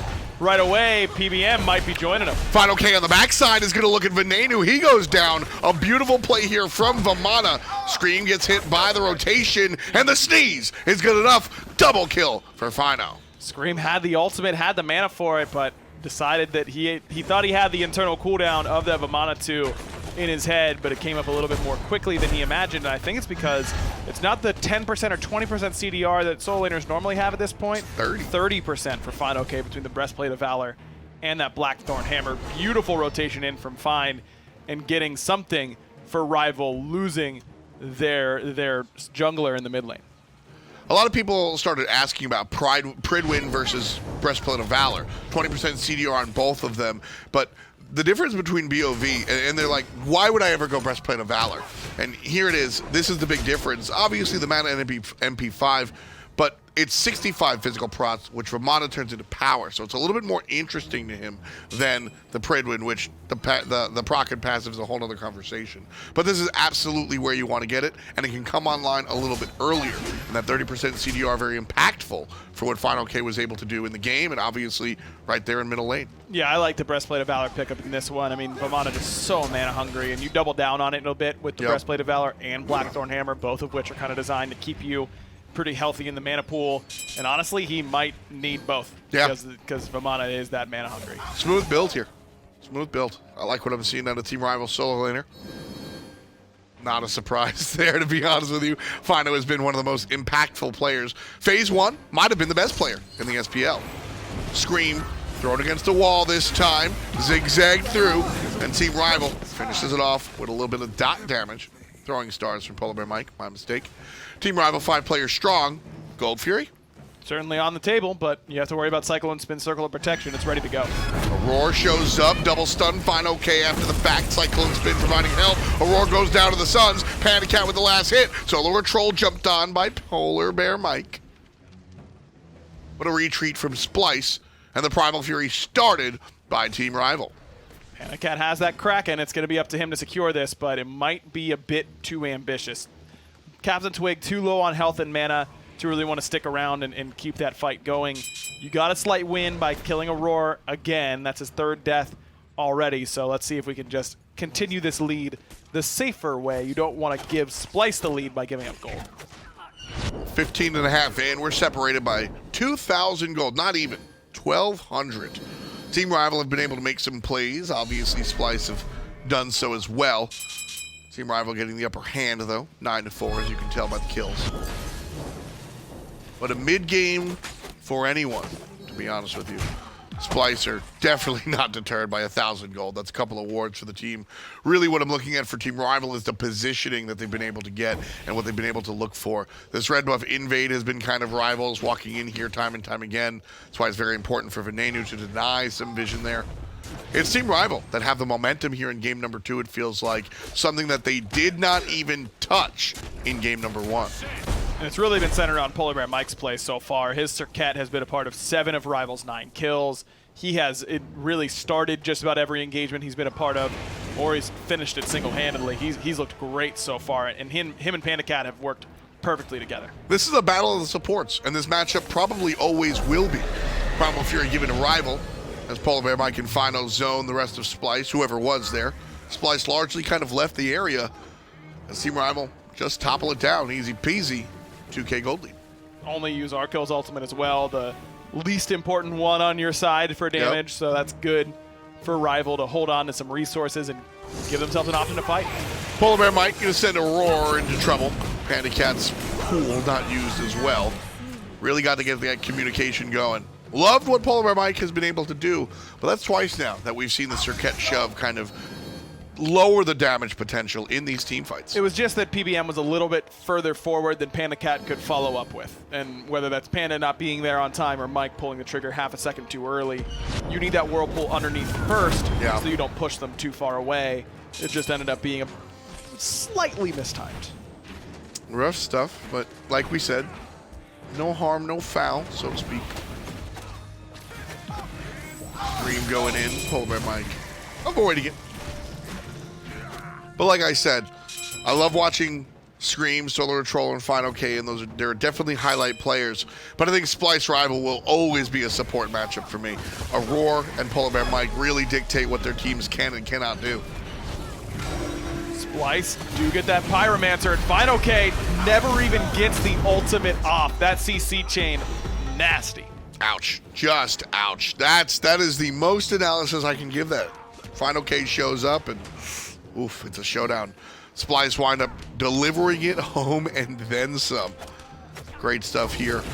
Low damage for Isis, and that's a positive in my opinion.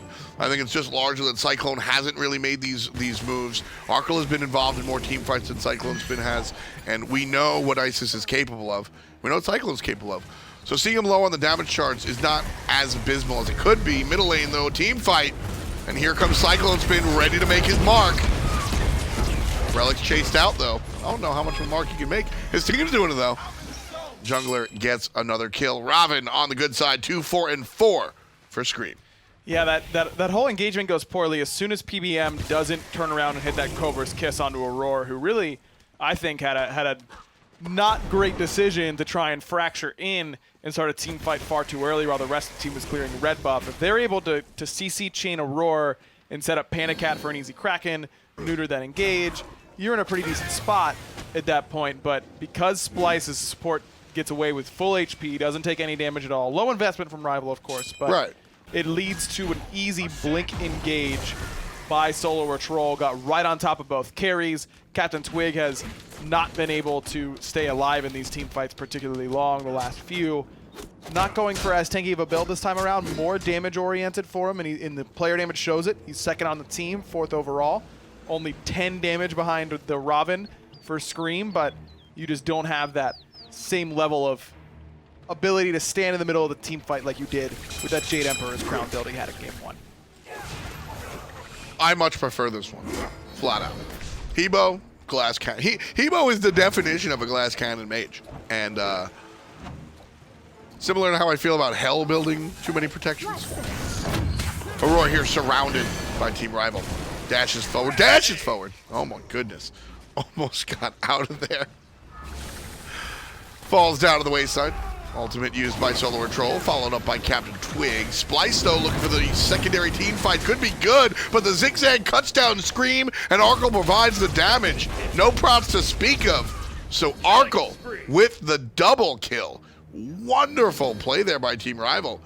Ryan, I thought Splyce had an opportunity there. Why did they not? Because they lost Aror, not that much of an investment either. Aror falling this early is tough to fight against. Fino gets the ultimate off this time, dodges the ultimate from CycloneSpin, gets hit by the Spirit Ball, but the rest of his team here. You got the tower, okay. All right. I thought he was trying to kill fineokay, and I was like, there's no way you're doing that. At least he got the tier 1 tower. He was probably dead no matter what he did. Cyclone now being chased by 2 separate players, both of which are faster than him. Tier 1 tower could be Ali Oxenfree. Don't think so. There's the stars. Here comes PandaCat. Whirlpool good. Cyclone out of it. Stun strong. PolarBearMike too tanky to die to that one. Kraken! And PBM walks into it. PandaCat spent too much time in between tier 1 and tier 2 tower. He's dead to Aror and SoloOrTroll joining in. Nice play there from the solo laner. CaptainTwig. Split push Hebo. You know, classic, right? Yeah. It's free farm over here, man. I mean, jokes aside, if you can get a free tier 2 tower, that is always fun in games. Rival get the Oni Fury. That's a big one. For SoloOrTroll looking for Arkkyl. Find him. fineokay right in front. fineokay trying to eat some of these slows, but here comes Screammmmm right on top of Arkkyl. Aegis was perfect. PolarBearMike stunned out, but he's not the target. It's all Arkkyl, baby. The French Hunter goes down for the first time this contest. 3-1-3 for him so far. A great game for Arkkyl, all things considered, especially, you know, game number 1, you and I both kind of said, like, we need more from Arkkyl. Game number 2, he's showing up. Really has, no doubt about that. That's the first time that Splyce has really looked at him at all. And immediately they end up getting him. That's because PandaCat's already dead. They don't have another damage dealer to really worry about. But man, this game really broke wide open pretty quickly, but Rival, even with this Fire Giant, remember, they got it while CycloneSpin and Venenu were pushing that mid-tier 1. They lost it on both of their damage dealers so far. A lot of this time has been kind of wasted for Rival. Only 2 minutes left on this buff. Now, if they get both these long lane towers, this Fire Giant will have been worth it. They have cleared the map of towers at that point, but if Splyce is able to defend this tier 2 on this left-hand side, they aren't in too bad a spot. I just don't know that they're really equipped to do so. I like this decision elsewhere to just push the right side, get some more global gold, and set yourself up. CaptainTwig jumped on. An ultimate will be good for the moment, but SoloOrTroll follows it up with an ultimate of his own. And that is, as much as I love the Glass Cannon Hebo, and I will double down on my love for the Glass Cannon Hebo, that is obviously the other side of it. You are built of glass. Pyromancer goes the direction of Splyce, and that'll shorten Team Rival's lead. Slightly short of 6. Here's my problem. Shoot. There is no way a cannon made of glass could fire and stay intact. It's a metaphor, Aggro. Well, you're saying, like, it'll shatter. It shatters on its own. It doesn't need any help. Fire it once. I don't even think the cannonball is going to go where you want it to. I agree. It's a bad metaphor. It's not even an idiom that I've created. You can jock me for idioms that I create. No, I'm not. I'm just saying, in general, it's one that a lot of people say. All right. Even I'm guilty of it. So let's you know what? Let's lab this out, Ryan. Okay. Let's fix the term glass cannon. No longer should glass cannon be in our lexicon. How can we illustrate something that is very powerful but easily taken down? A laser that has been dropped too many times on the ground. The firing contraption is a little bit messed up, and if you bump it the wrong way, the laser won't go where you aim it. You've been watching me too often on Hive Mind. Isn't that a more apt metaphor? No, because a metaphor is not just a description, it's a colorful turn of phrase. That is haphazard at best. So I need to describe the laser more. I'm envisioning something green and thin, not like a real thick laser. Please start a team fight. Thank you, Arkkyl. He's in trouble. Splyce surrounding. Down he goes. SoloOrTroll. Double digits, but he falls down. And Arkkyl gets one from beyond the grave. Team Rival put number 16 on the board. Aror trying to get on out of here. And he'll do just that. Team Rival getting fought on now by Splyce as they turn around. PolarBearMike unable to initiate. Very low. CycloneSpin ready to pop. Won't find it. Venenu knocked up. This is exactly why we see the Vamana pick. fineokay able to just stomp him down. Venenu almost ends up falling, but a great job by Aror for Pele. Still here. Finally. Team Rival will decide to walk away. Yeah, Final's able to do that. Toxic Blade being purchased. You'll love to see it. I do, especially when you're going to be stomping on this CycloneSpin in the midst of Circle of Protection. Can't afford to let him get a big first heal in the midst of your ultimate. Toxic Blade stops a lot of that. Team Rival looking at the Fire Giant here. Gigante de Fuego. Aror is here. PolarBearMike trying to keep him out. SoloOrTroll from the top side, noticed by CaptainTwig. Now it's an all-out Pele. Arkkyl jumping from the top. SoloOrTroll has to exit stage left. And PBM shoves him directly into the whirlpool. That's the way it's supposed to work, baby. Kill goes to PandaCat. But the fight afterwards, a different story. CaptainTwig assassinated by the jungler. And Splyce are not willing to let one go without taking one back.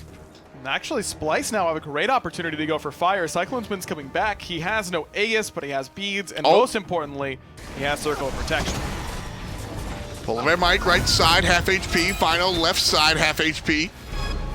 Willing to bang. Knock up, but the stun won't hit because of the ultimate. CycloneSpin burns his ult. That is a huge win for Team Rival.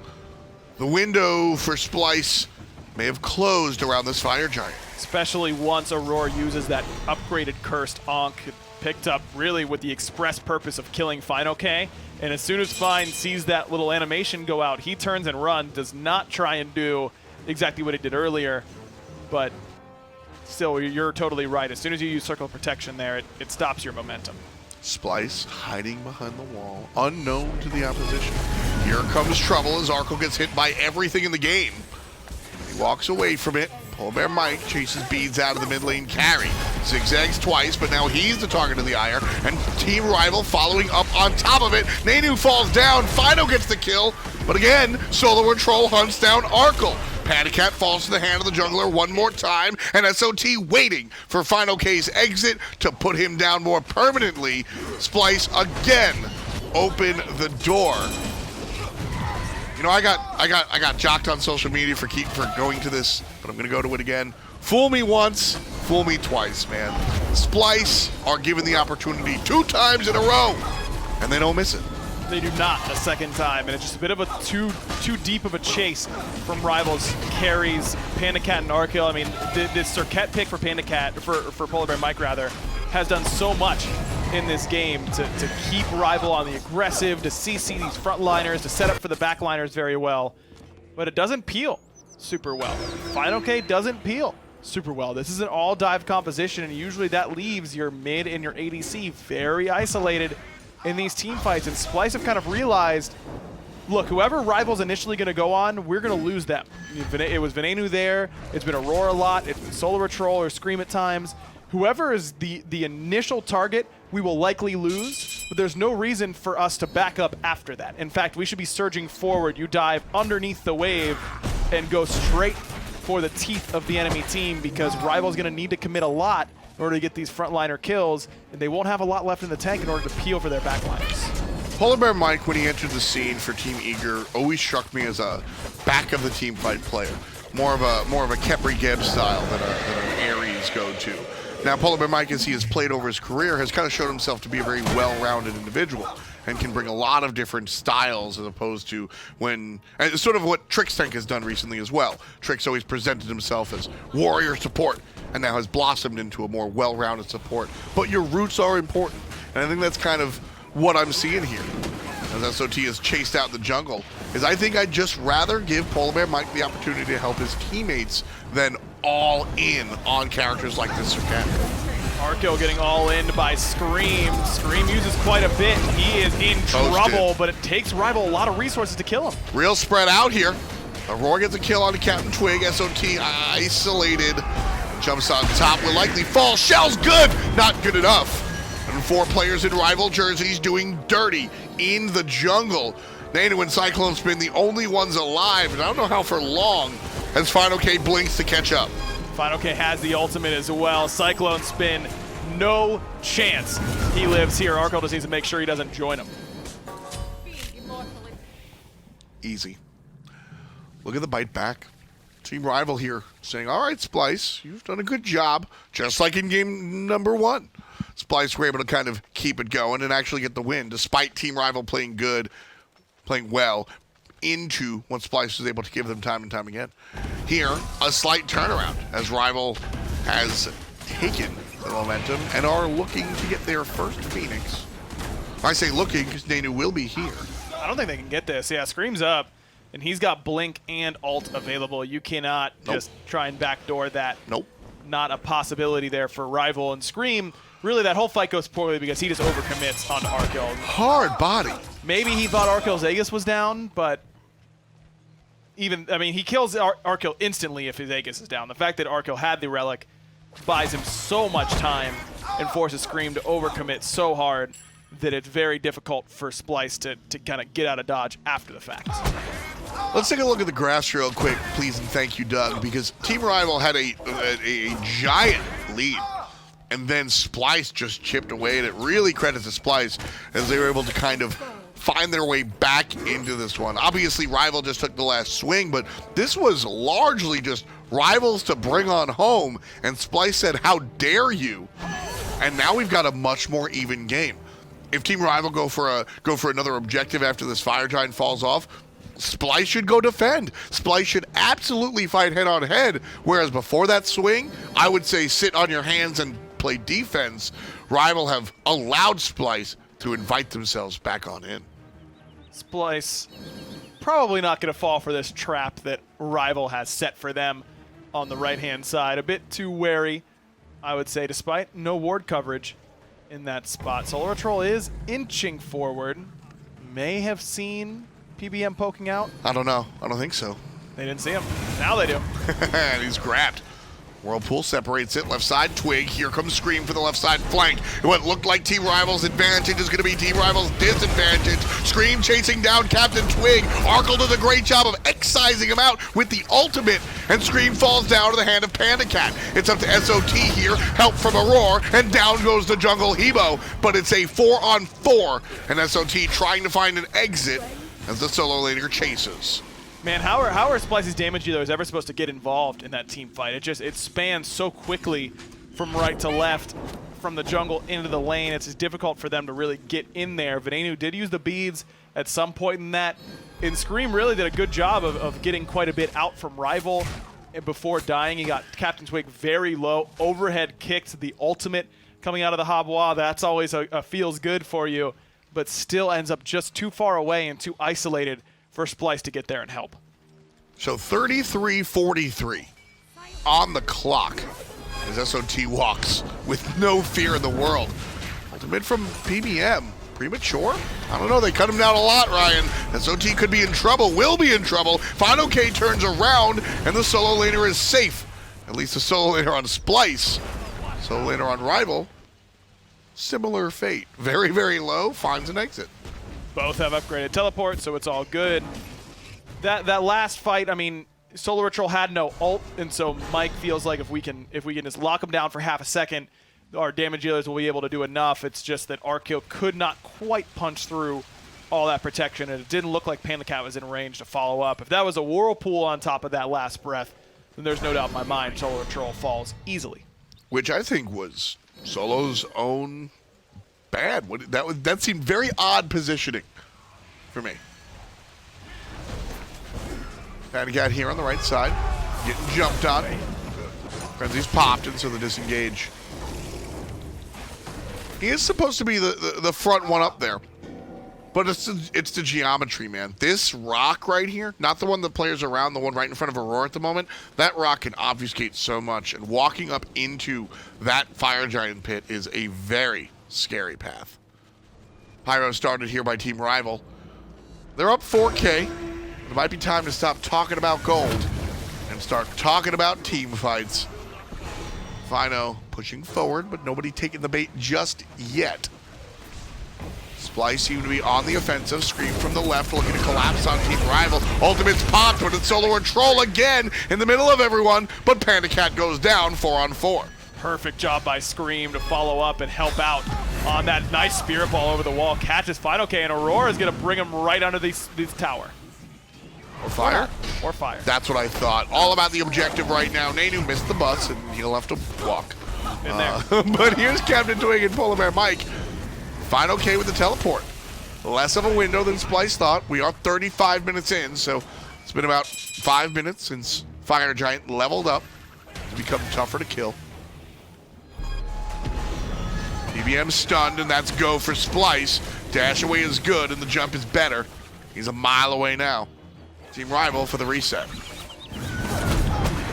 Relic situation is not looking good for PandaCat when he respawns. Arkkyl doesn't have any, and that's why this dive's happening. Body block, knock up, Arkkyl completely isolated, but the rest of the team getting tooled around by CaptainTwig. Scream puts him down, but it's after the fact, and Arkkyl puts down Aurora. Team Rival were able to do all of the dirty work while CaptainTwig occupied the players. Wonderful job again by CaptainTwig.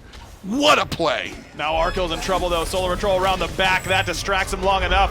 The spirit ball to land, but fineokay's having a good old time up in this ultimate chasing down Cyclone. Man, back-to-back hero plays. We see the jungle Hebo come through, set up his team, and now SoloOrTroll saving everybody. Big shield. Cyclone might fall down here. PolarBearMike turned around on the Isis. Not very tanky. A little bit extra HP, and Final will put him down. A nice back and forth though there, Ryan. Like I said, hero plays all over the place. Yep. Yeah, you're completely right. Twig does make a great play. It's basically the exact same play that Scream had just made on the right-hand side, where his front line gets initiated upon, and he immediately dives in looking for PandaCat. Panda looks to take this 1v1. Which is a curious choice. Kraken is up, but that's the majority of the damage. Root's good, Aegis is over, and You're that dead. is the end of Young Max. That's where Pride Win is just too good. SoloOrTroll may have sealed his fate by returning the taunt. Nah, he's gonna brainstorm his way out of this. I'm waiting. I was wrong. Happens to the best of us, Tom.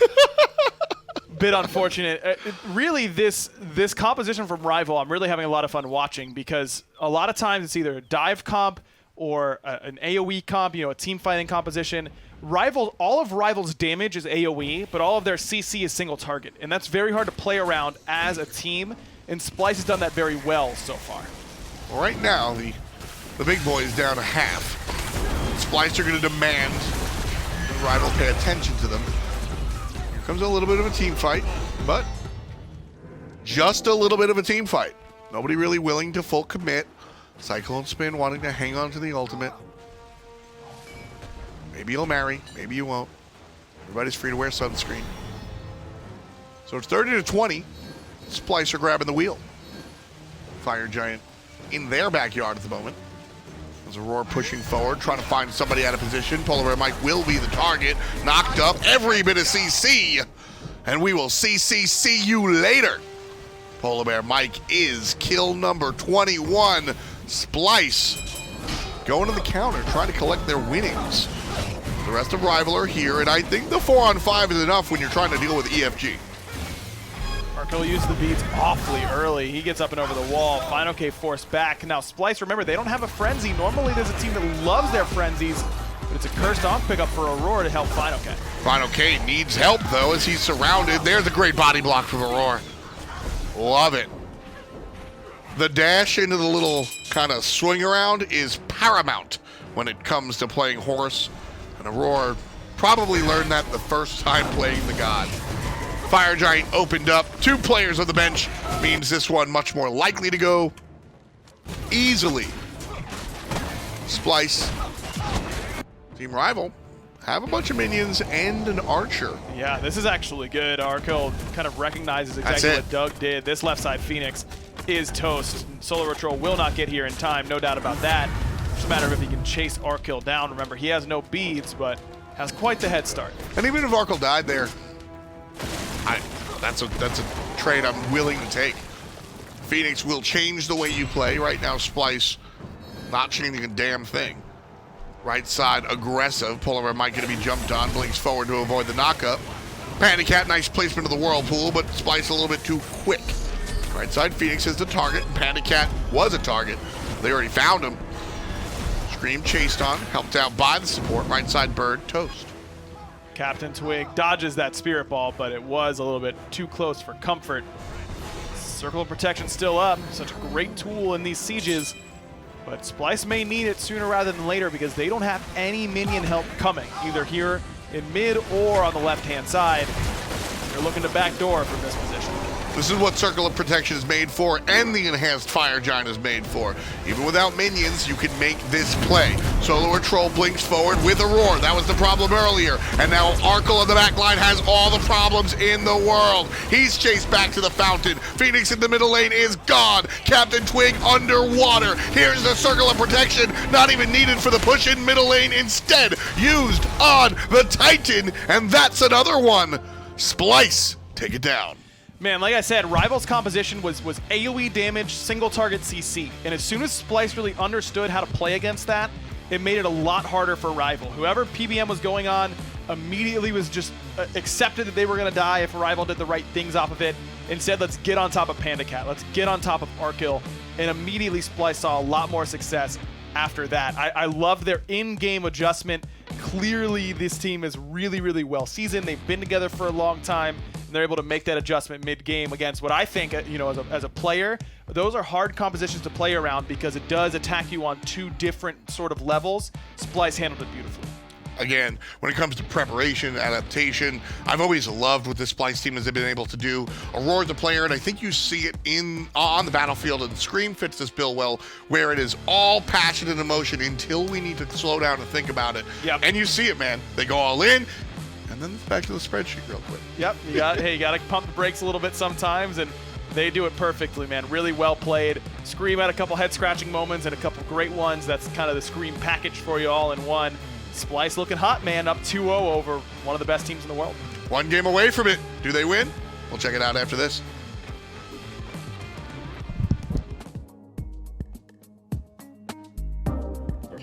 Alienware, the official PC provider of the SMITE Pro League.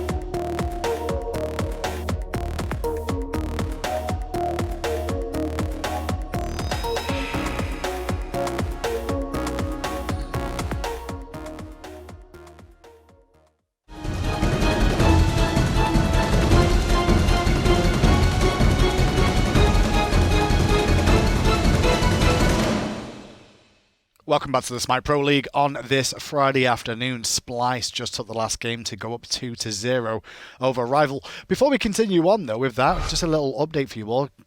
make sure you recognize there's an RTO skin available right now. All you got to do is play as a community over the course of the weekend and for the next couple of weeks, and you'll see the progress bar fill up, and if you do so, you'll get everybody who plays the game an RTO skin. Zach will be happy about that. She likes playing RTO, don't you? Well, I'm not too big of a fan of the RTO. Maddie, on the other hand, though, is probably a big participant, and he'll be looking to jump in on that one, I bet. He'll be grinding away on that. But now back into action here today. Rival versus Splyce in that second game, Taco. That was really fun as a spectator. But as a fan of either time, as a neutral spectator, that'd be a lot of fun. But as either side, I don't think you'd be too happy with how back and forth that was. Yeah, I always enjoy a good slugfest between two teams. And it really did feel like an absolute death match for both of these squads here. But poor Arkkyl and PandaCat, man. It was just so tough for either of them to try and survive as this match went later and later. That early game success that PolarBearMike had on this Serqet just faltered so heavily because of that triple warrior approach from Splyce. I really love the idea of how SoloOrTroll and Scream combined in that game as well, though. Consistently, I saw both ultimates used on the same targets to try and just burst somebody down before anybody on Rival could even try and react. And fineokay tried to fill the same position there for Rival for sure, and did a great job finding some earlier picks. And even as the game went into that mid-late game aspect, we still saw some success there for fineokay. But as we mentioned, this lack of a front line from Rival definitely coming back to haunt them here, because they just had no way to try and keep both Arkkyl and PandaCat alive. It was around this time, Taco, that me and you were talking. You were like, I don't think Rival have got enough of a lead here to shut down Splyce at the moment. And it just really did feel like a seesaw battle between the two. It could have gone either way. I mean, there was opportunities where Rival were on a Phoenix line. They got a Phoenix eventually, but then they got to the Phoenix line, could have potentially looked to end, but it would have been risky. Then Fire Giant fights were all over the place too. Lots of action, very sporadic, and it was calculated even though it looked crazy. And the other problem too for Rival is that even when they did come out on top from these engagements, they would oftentimes spend a little bit too long just tracking down that final pick, that it would take them another 20 or 30 seconds off of those respawn timers, and by then Splyce had those who had died earlier on in the engagement back up and running to look to defend those Phoenixes. I believe that split push from Arkkyl was the best shot Rival had, and even then he just gets run down by SoloOrTroll forever. At the end of the game, Aror led the team in to focus on the Phoenix, and there's PandaCat, who had just respawned there. That's the sort of focus we talk about. As soon as he got up, Scream is immediately on him, not scared to use the ultimate at all. So it's back to Rival then, who are now 2 games down in this set. Best of 5, of course, between these two. And we talked about it a lot on the desk. This could go either way, either 3-0s, both coaches have said it themselves, or a 5-game set. Well, now it could be that case for Splyce, as they have the chance to win it in any given game. Splyce for sure has a ton of momentum behind them, and they have got to know it. Would not be surprised in the slightest to see them try and run back this warrior-heavy front line that has given Arkkyl, PandaCat, and arguably PolarBearMike some trouble, because PBM and fineokay just have not really been able to kind of pass the torch between each other, between initiations and disengages. Rival aren't leaving themselves with a whole lot of bailout options, which is where the punish is from Splyce, and it's such a significant punish at that, because I think probably one of the best examples I could look at from even the last game that happened is every single time PandaCat lost his relics, it was guaranteed that he was going to get forced out, and it would just split the team fight too much from Rival. They needed to stay all 5 grouped up together for that comp to really succeed, and Splyce just had too many different tools at their disposal to try and break them apart. Lord of the Afterlife, To the Skies, I mean, Mystic Rush, all 3 of those just go straight over the heads of everyone from Rival. From Rival's point of view, do we look for something maybe to do a bit of protection for the carries in the backline in this game? Is that what, maybe a Geb? I mean, Kepri's banned away every game, so that's not been available. But maybe a Geb, maybe someone that's going to be a bit more backline focused. Would that help potentially? I think that Rival, I wouldn't necessarily want them to just throw Guardians into the mix to try and battle back into Splyce, because Splyce have been taking some really early aggressive options, and here now with first pick on the line, maybe be looking to run that Hercules back, or a Horus. Merlin's still available, and Horus instead going to be the option. I figured it'd be one or the other when it came to that support front line. Well, especially with Isis taken away this time, Splyce won't be able to get their hands on that, as Rival have chosen to make sure that doesn't happen again. And honestly, CycloneSpin's play of Isis there, those Spirit Balls at max range are disgusting to witness. The damage increases the further it travels. The damage was insane, and not only that, but the silence usage from Cyclone as well just shut down so much of what Mike was trying to do. And this is... I like this. I don't like this, actually. Really? I think that Rival revealed too much too soon. Well, we know they're going to go Fafnir next, right? Like, that's exactly where my brain goes when I see two hunters. It's Fafnir, and Splyce have already drafted Horus, so they can't necessarily pick up the Fafnir or ban it away at the moment. They could look to pick it, or they could just Really? look for tools to punish it. Because Fafnir, you know exactly where he's going to be at in that Draconic transformation. Maybe a Poseidon choice Good call. for Splyce here instead, and Post would cause a lot of problems for this Hou-Yi and the AMC. Well, Osiris very good at dealing with hunters to an extent, running down, slowing, and causing problems. Anti-attack speed could come into play at some point against this composition. I wonder if Rival will go for the Fafnir here. This is the right opportune moment to go for it if they're going to select it. And there it is. It has to be. Thoth, however, locked in. Why did you like the Thoth pick here? Well, I was hoping for a Poseidon, honestly, just because of the Whirlpool, the Cripple. The Thoth is still great, though, because he still has so much range. His artillery, Hou-Yi right? and AMC are going to have a lot of issues trying to get close to this Thoth, and whichever one of them winds up in the direct matchup against the Thoth is not going to have a very easy time as soon as level 5 is reached. So Rival have to come through early on, which I don't think early game is their problem. It's more so trying to prevent Splyce from having a response elsewhere on the map. I love the fact that these two teams will know each other pretty well because multiple of these two teams have played together once upon a time. Venenu's played with PolarBearMike, so has Screammmmm on that side, and PandaCat too on Rival. So they know each other's god pools and what they like to focus on. Love the focus on the wheel expand there, just in case Screammmmm looks to pull that out against these jumps.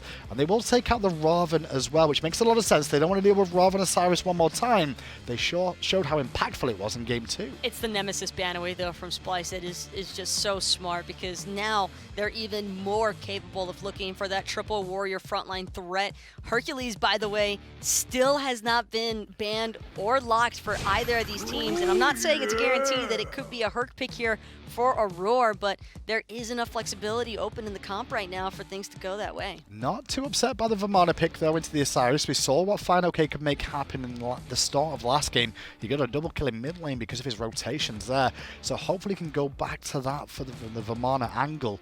Splyce, though, meanwhile, still need another carry position to be filled here. Thoth will fill one of those, but where else do they go in terms of their jungle? We do know Osiris has jungle before in the past, but I'm not sure if that's really Scream's bread and butter. That's more a Scream god right there. And it also fits very nicely with that same mentality that Splyce have maintained so far for the first two No one games. can extinguish Keep my Scream flame. and SoloOrTroll together, or Scream and Aror together. Pele is going to be an excellent follow-up factor here with that volcanic eruption because Osiris, Horus, will have my perfect Aegis revenge. burners, and as long as Rivals carries don't have Aegis, they're not going to have a life either from that Pele. Medusa's an interesting pick. This Splyce's mid lane pick for Venenu, I would say, with the Medusa pick.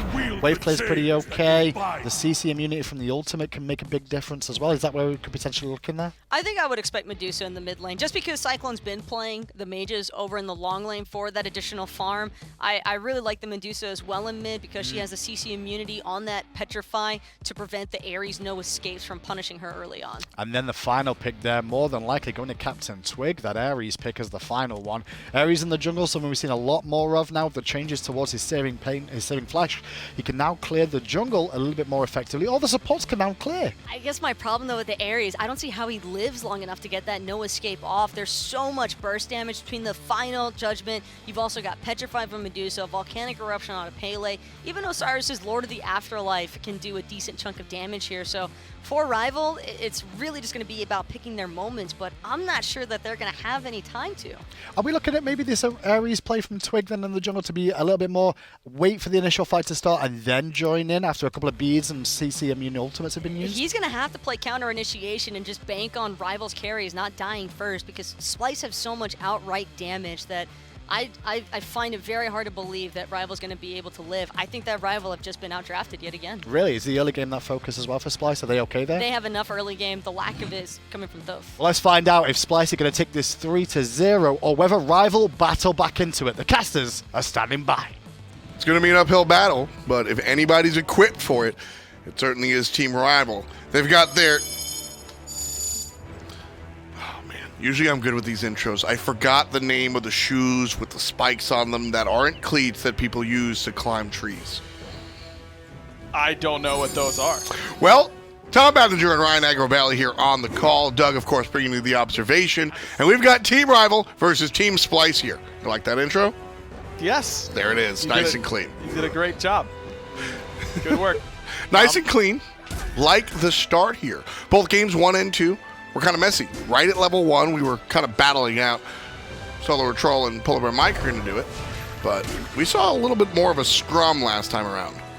PBM's going to try it again. He's tried to steal his speed a couple times. He is far too late to get there and contest it, but he will play linebacker for Scream, trying to get past him and go towards these back harpies. He even picked up a horrific emblem. Haven't seen that one in a while. I like Horrific Emblem a lot. I think they're really important when it comes to trying to keep players at bay, especially when you're looking at a team. Red buff secured by Arkkyl. Nice job. Nice job. Nice job. I was really curious. I mean, it's a Roar pick here. Low damage, but can confirm. All right. All right. Uh-oh. See you later, SoloOrTroll. Pushed up too far. Yeah. CaptainTwig comes over and interrupts the teleport. And that is a critical first blood for Rival to get. We love the Ares jungle here. Arkkyl gonna get chased down. Beads used for what it's worth.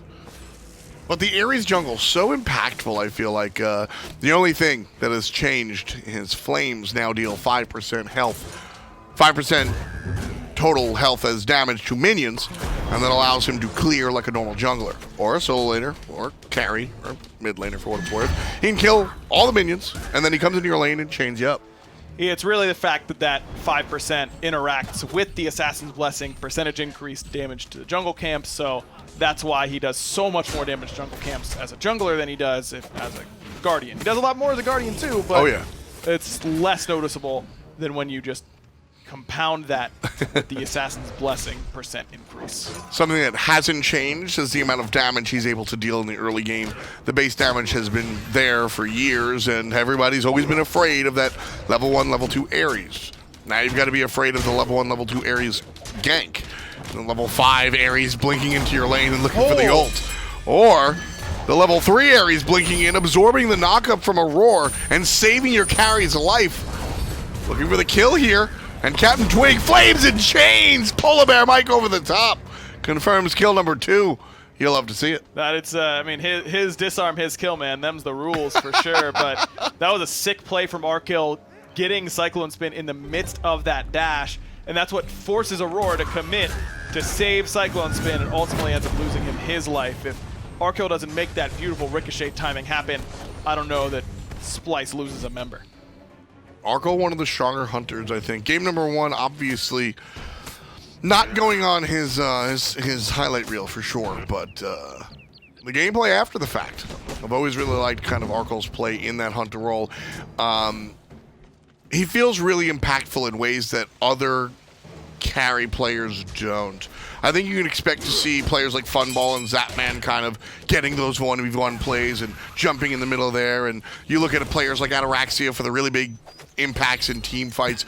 Arkkyl is this guy that makes things happen, right? You know, the little 2-on-1 turns around, or the team fight instantly changes because of a single impale. Arkkyl just has that extra X factor, which it's nondescript, and I know it could be annoying, but I really just feel like Arkkyl brings a little extra something to the teams. Always been a big LAN player, even back to his days with some not quite as successful teams as Dignitas, so no surprise that that's kind of the aura that he provides. Yeah. Can't disagree with you on that. Has had his up and down so far this year, but his up's still very, very high.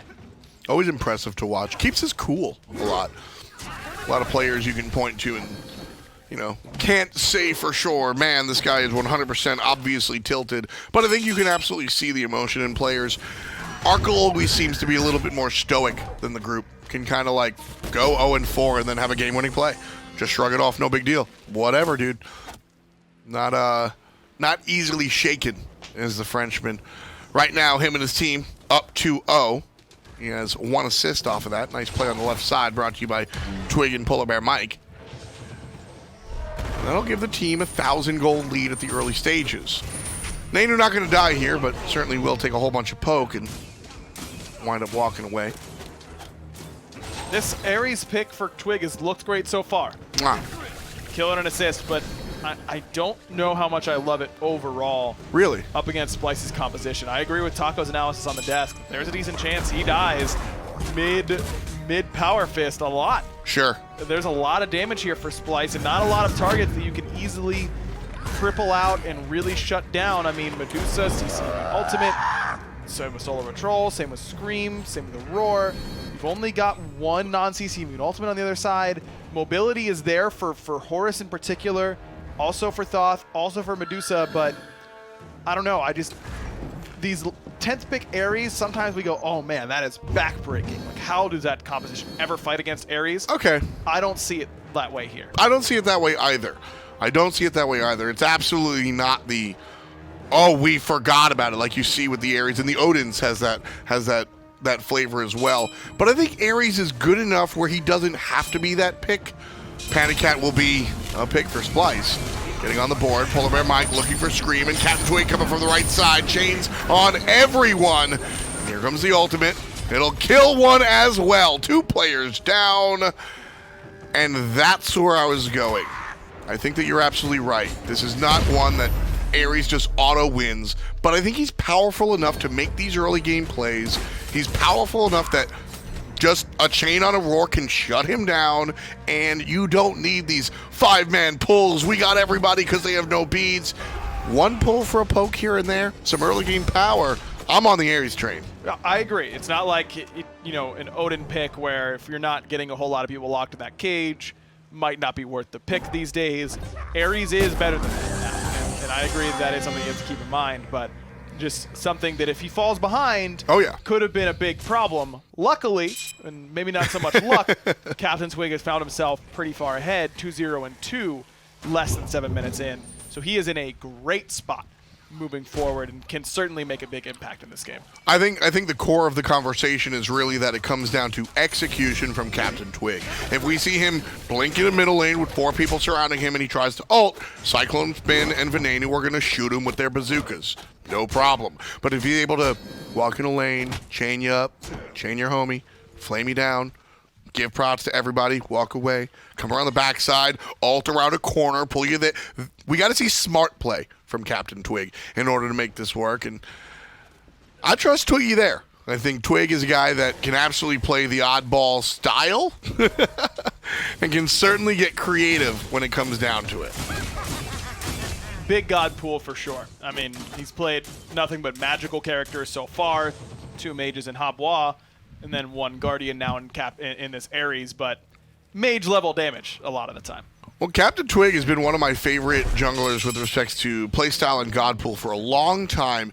When he first started playing for SK Gaming years and years and years ago, he was a dual player. Here comes PandaCat, target for Scream, knocked up and pulled one more time.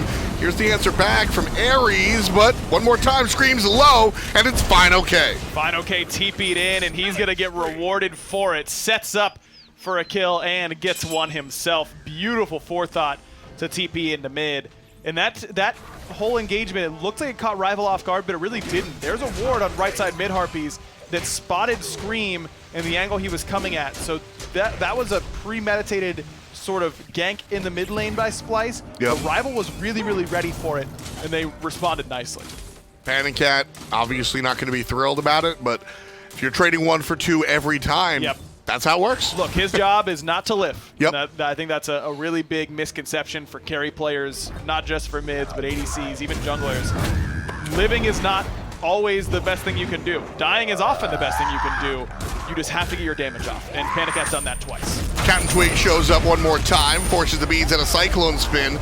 Doesn't have the ultimate available, but the flames are good enough. That's what I'm talking about, baby. Just walk him down, man. Ares is one of the more exciting early game junglers in the game right now.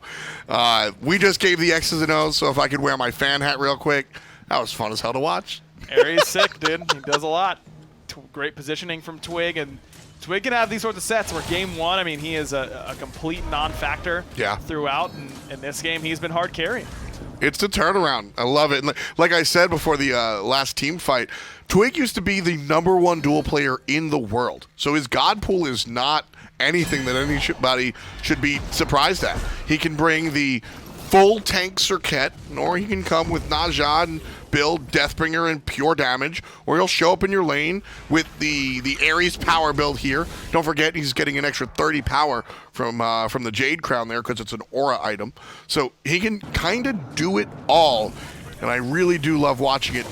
Maybe the trade-off is that sometimes he has those unimpactful games, but I think that I'll take a bad game every now and then to have the true just D20 roll for CaptainTwig's God Pool. Oh, big engagement trying to kill Twig before he can make an impact this time around, and they're successful. Good call. Cyclone gets that kill, but they lose Scream in the process. Great play there for Splyce. They realize exactly what's happening. They're going to continue it here as Roar gets eaten up by PolarBearMike. Arkkyl, barely off the mark, but off the mark nonetheless. And so the support player will work his way out of there. And Splyce, they can't hear us, but they're having the same conversation that we are. They're going, yo, Twig is kind of killing us right now. 404. I know exactly where he's at. Let's kill him so he's not found. 8-3 for Team Rival. Oh, Mike jumped right into it.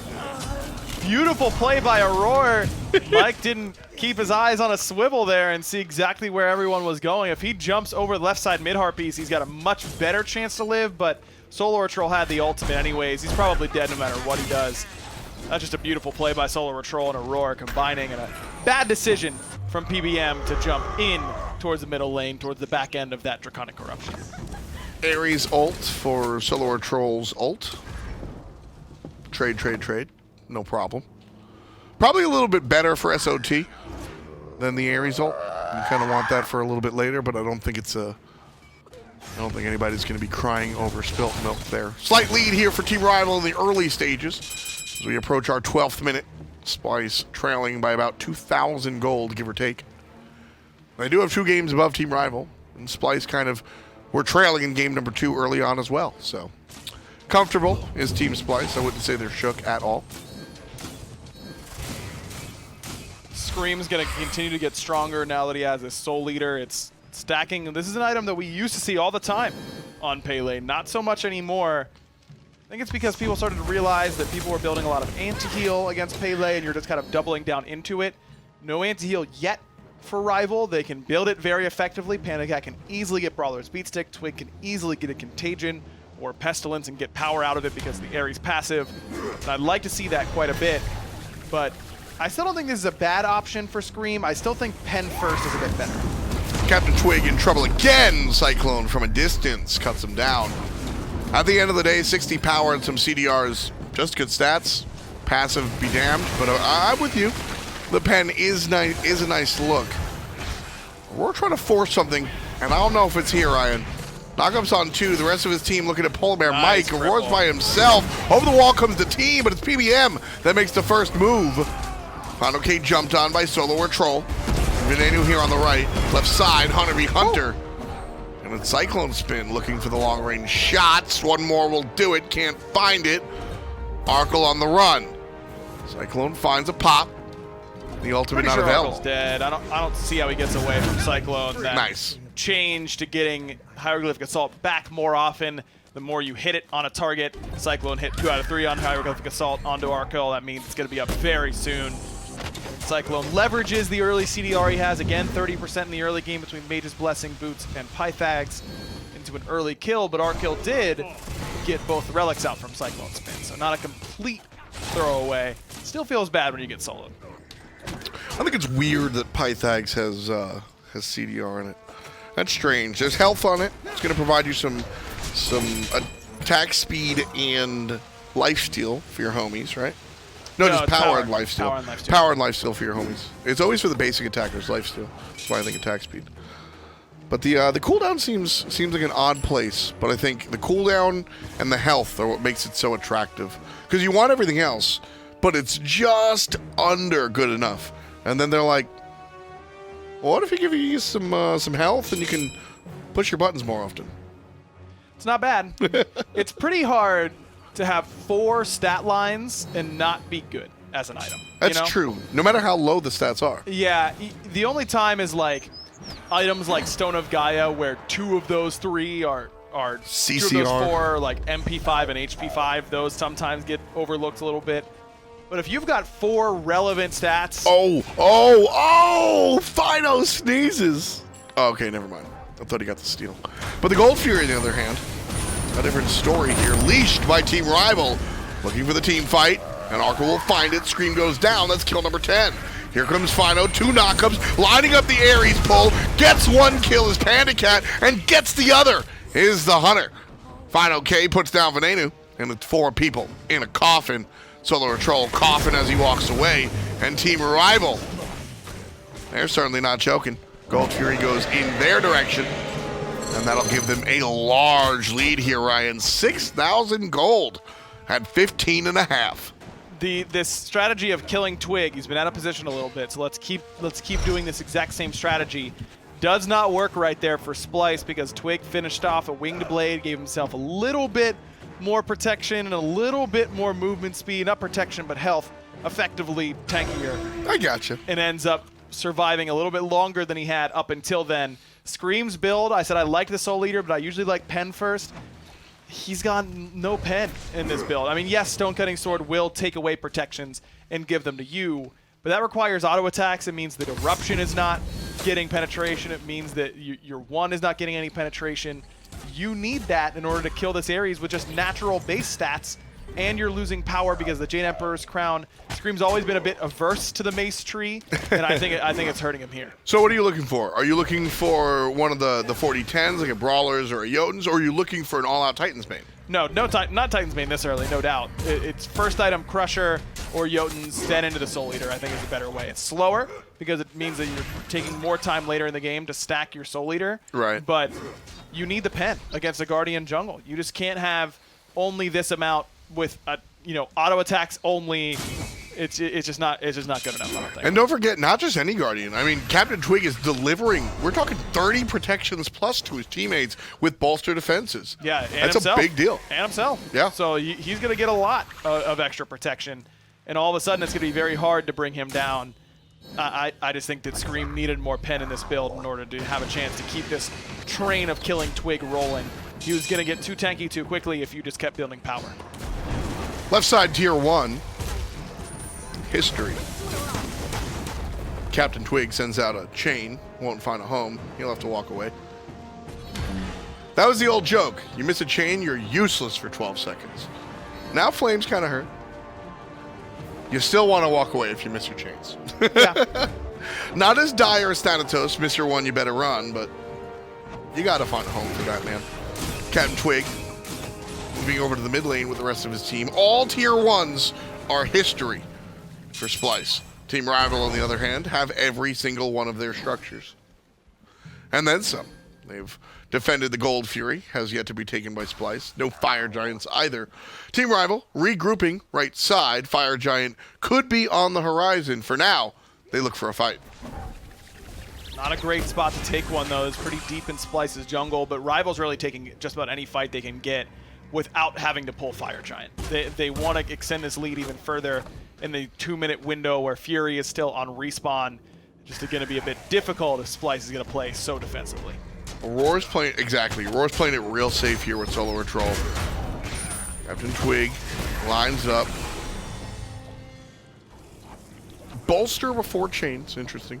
Minor note, bolster gets better if you chain players up. Jumping in is PolarBearMike, missing the stun.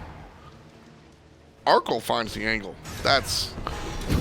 he's so good. It's fun to watch those plays. It amounts to nothing. There's nothing that'll ever happen from that. Still want to see it. Of course. I'm not here to watch Ricochet bounces miss, you know? Still here to see it. Scream, get this, yes or no? Yeah. Scream got it. Told you. Easy for him. I mean, a Pele versus a Fafnir. Yeah. Your odds are pretty good. PolarBearMike and Scream. Teammates once upon a time. For a long time. Yep. I think we're having a little bit of fun there. Probably. Probably. Not a lot of damage for Venenu yet in this game. He's even below Mike so far. There has not been as much fighting around mid as there was early. There was 2 fights around PandaCat in the mid lane earlier on, but since kind of transitioned to the jungle. Here's the Suns. Team Rival going for it. Fire Giant, the target, 25%. CaptainTwig zoning, and Rival will be able to pick up their objective. Fight after the fact is on. Frenzy is popped. And fineokay all the way in. There's Medusa. And here comes CaptainTwig to pull the 2 beads. And Fino on the chase. Could be able to chase down Venenu and will do just that. Charge is strong. Tier 2 being aggressed on by PandaCat. Cyclone being aggressed on by the solo lane. Double kill for fineokay. The rest of the team returns to Panda. The Tier 2 tower will fall.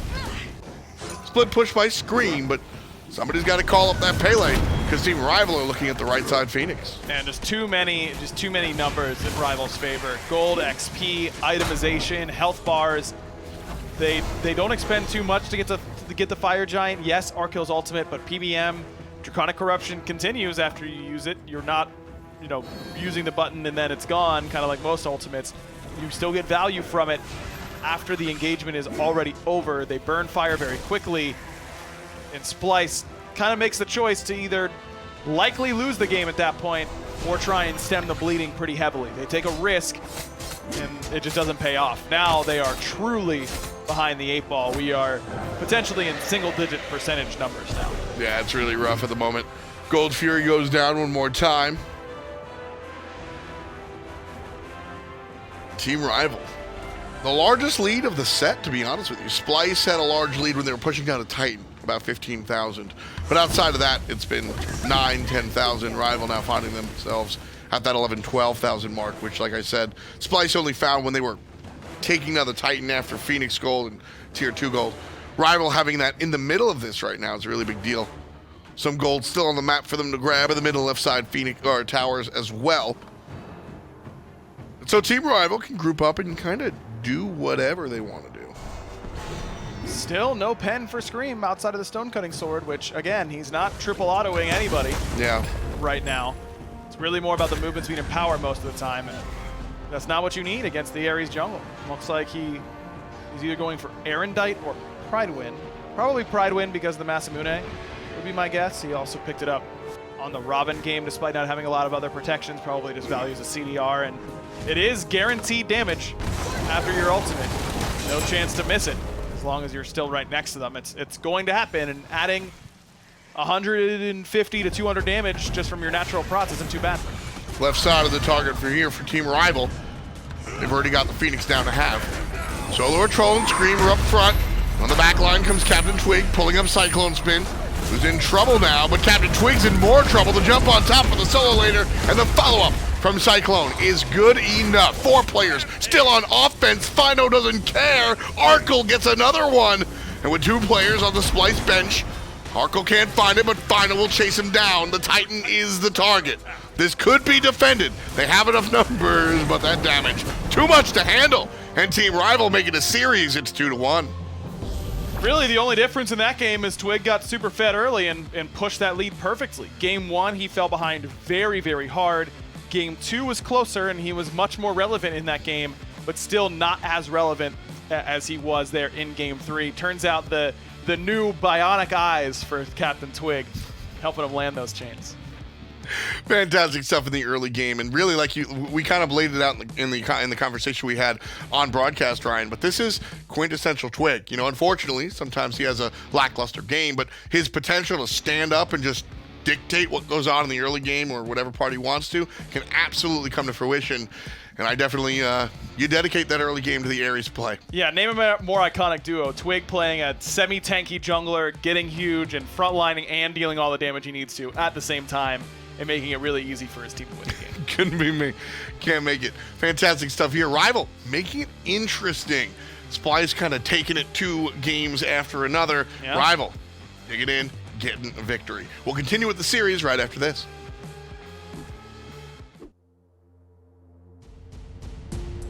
Respawn, the official gaming chair of the SMITE Pro League.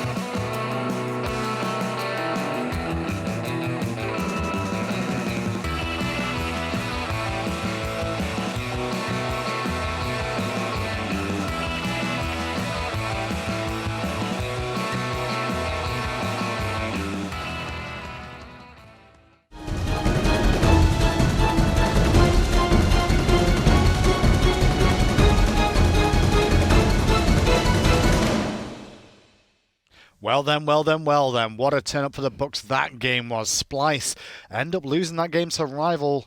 Basically, it's the third game of the set, Taco, and it was the Ares. It was all about the Ares pick. It kind of snuck under the radar a little bit, and it came up huge in that early game. I think that the jump start as well, coming out of solo lane for CaptainTwig is what really got the ball rolling here for Rival. And Splyce, I think, kind of feeding into that early game aggression as well from Rival. I still believe that the range and stuff should have been enough to probably bring down this Ares, but Splyce tunneled just a little bit too much on CaptainTwig. Yeah. And had a lot of issues, I think, by just investing too many resources to kill this Ares, not leaving themselves enough escape options after the fact. And well, Rival just took full advantage of that. We felt early game, Twig got off to a really good start, some early kills in the solo lane, and then started to rotate around the map and cause pressure there too.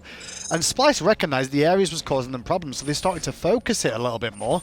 But in doing so, as you said, then, you know, Rival just were able to adjust to like, well, if you're going to focus the Ares, then we can all pile in and pick up the pieces after the fact, and it worked out perfectly for Rival. I think that CaptainTwig also made some really smart switch-ups in comparison to a lot of traditional Ares builds where you'll see them opting for mostly aura items. He got that wing blade that really helped him survive through some of those early to mid-game transition periods, because he noticed that Splyce were definitely trying to make him the focal point. CycloneSpin wasn't able to get off to the same consistent farm that we saw in game number 2 for this Thoth. And not only that, but I think Scream kind of did himself a disservice going for that stone cutting sword on the Pele. It was ambitious at best to think that he would ever be able to string enough auto attacks together to get the utility out of that item. And one thing we are seeing, though, is that Arkkyl really is struggling against these mages, though, in the duo lane as time goes on. We've seen the aggression come out of him, but he seems to have a bit of a hard time understanding these matchups sometimes and overextended and getting punished for it here by Cyclone, who realized he was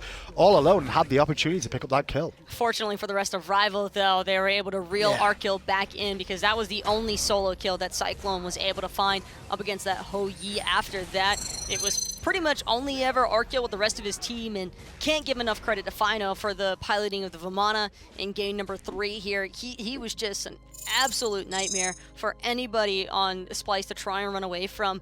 But even still, despite that Game 3 victory, Hindu, the set is still heavily in favor of Splyce with that 2-1 advantage, and stretching this out to a Game 5 is going to be tough stuff for the guys in purple. Excited to see if Rival can do it, though, but the one thing is, Splyce will definitely recognize that Ares was the biggest problem there. More than likely, they'll either ban it away this time round, pick it for themselves, or just pick slightly better around the possibility of that being picked up. They could also just play their early game a little bit better, because SoloOrTroll fairly overextended at level 1. Yeah. That Osiris sitting at fineokay's tower line was really the only reason why Twig was able to rotate in for that punish. Can't ever consider either of those side lanes to be a given safe farm area. I mean, I want a Game 5. You guys at home surely do as well, because more SMITE action is definitely great to watch at this level of play, especially against two teams that arguably are both shoo-ins for the semi-finals of the World Championships. They really are. This is the thing, is that Splyce also at Last Worlds kind of came in as a dark horse almost, because no one was expecting them to wind up in the finals even, and now they've kind of just been trying to get back into their stride, and SoloOrTroll has looked really solid this entire set so far, though. Definitely two lovable teams as well. The fans really do get behind the Splyce boys and the Rival boys, even with Splyce making quite a few roster changes here. A lot of people still favouring and liking the Splyce roster as a whole, of like just their personalities and their opinions just seem to be on point with a community like Kepri, Jean-Qui and Set banned away so far, back over to Rival, who have another important game to them. They're on match point every single time, Splyce, in this series now.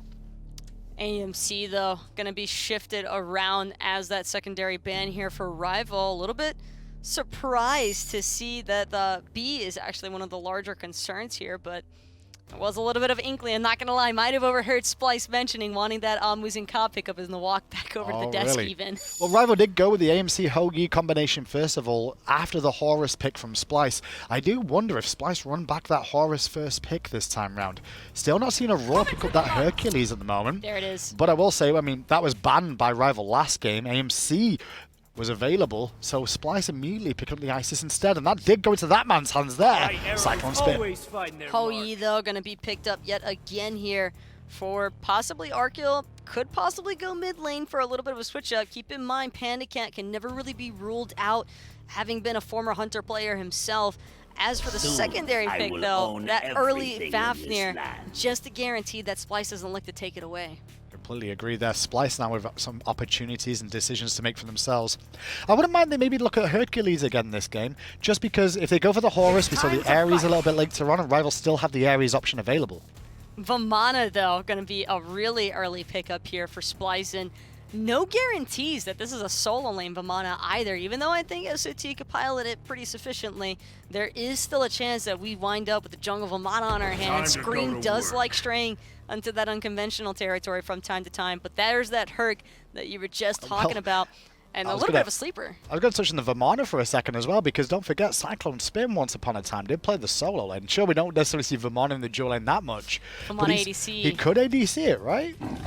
It'd be a bit of a stretch, though, to go Vamana ADC. It's always a pretty steep risk whenever you try to take those warriors into the hunter position, because while they can build hybrid, it's really that base siege and the structure siege leading up to those phoenixes that can become problematic.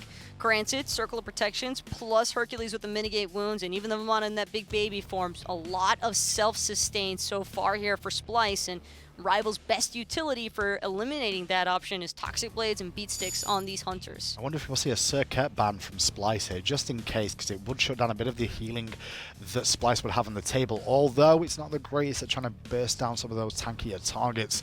Rival, meanwhile, though, with two physical damage dealers in those carry positions of Hoey and Anhur drafted, they're going to need some magical somewhere along. Ares was last game. They won't have that option this time, as Splyce do ban that away.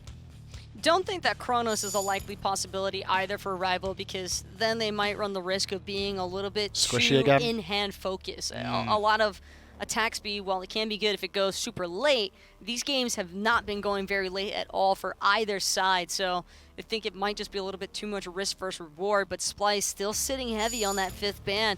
They know that magical DPS is necessary, and that's exactly why Kraken's going to be taken out of the picture. Well, we've seen a lot of Osiris so far today, but mainly from Splyce, because it was fineokay running the Vamana. I wonder if Rival will look that direction themselves this game. Another in-hand focus god, though, to an extent, but he can really get some use from Fafnir too. Aphrodite is the pickup here. Where's that going to be going? This is a make or break deal right now solo? for Rival. It could be solo. It could be jungle Aphrodite for CaptainTwig. CaptainTwig, one of our bigger utility players here. It's true. In competitive, and it's not... I shouldn't say that it's common, because it's definitely an uncommon selection choice here, but it's just strange enough to work. It reminds me a little bit of game number 2 in this series so far, where we had the Baron in the solo lane for fineokay. Potentially Aphrodite could be going into that role too against the Vamana. It's a very old school matchup, Vamana versus Aphrodite, back to the Season 1 days. We've seen it before.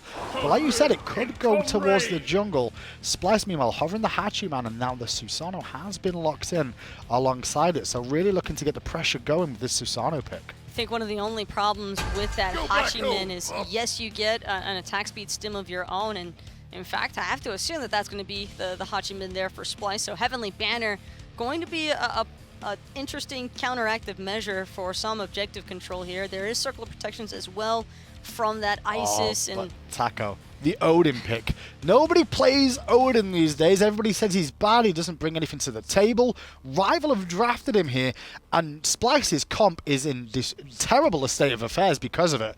Only one that can really get away with it is Vamana. He can now walk out of that ring, but everybody else trapped inside. I will say, though, as fantastic as this Odin pick looks on paper, the only real follow-up they have in terms of AoE is that Ho-Yi Sunbreaker. So as long as Splyce are able to endure that initial burst of damage, because there isn't a ton of dive follow-up from Rival this time around, that is a really massive switch-up, and probably one of the primary reasons why I think that Splyce does have a good survivability. Yeah, it's a lot of dot damage, or like inconsistent damage from Rival coming out here. They've not got anything sustained or like burst damage overall. We'll see how this plays out then. Can Splyce close it out here, or do Rival take us to a game 5? F-Dot and Aggro, tell us all about it. Well, they certainly have themselves equipped for a doozy.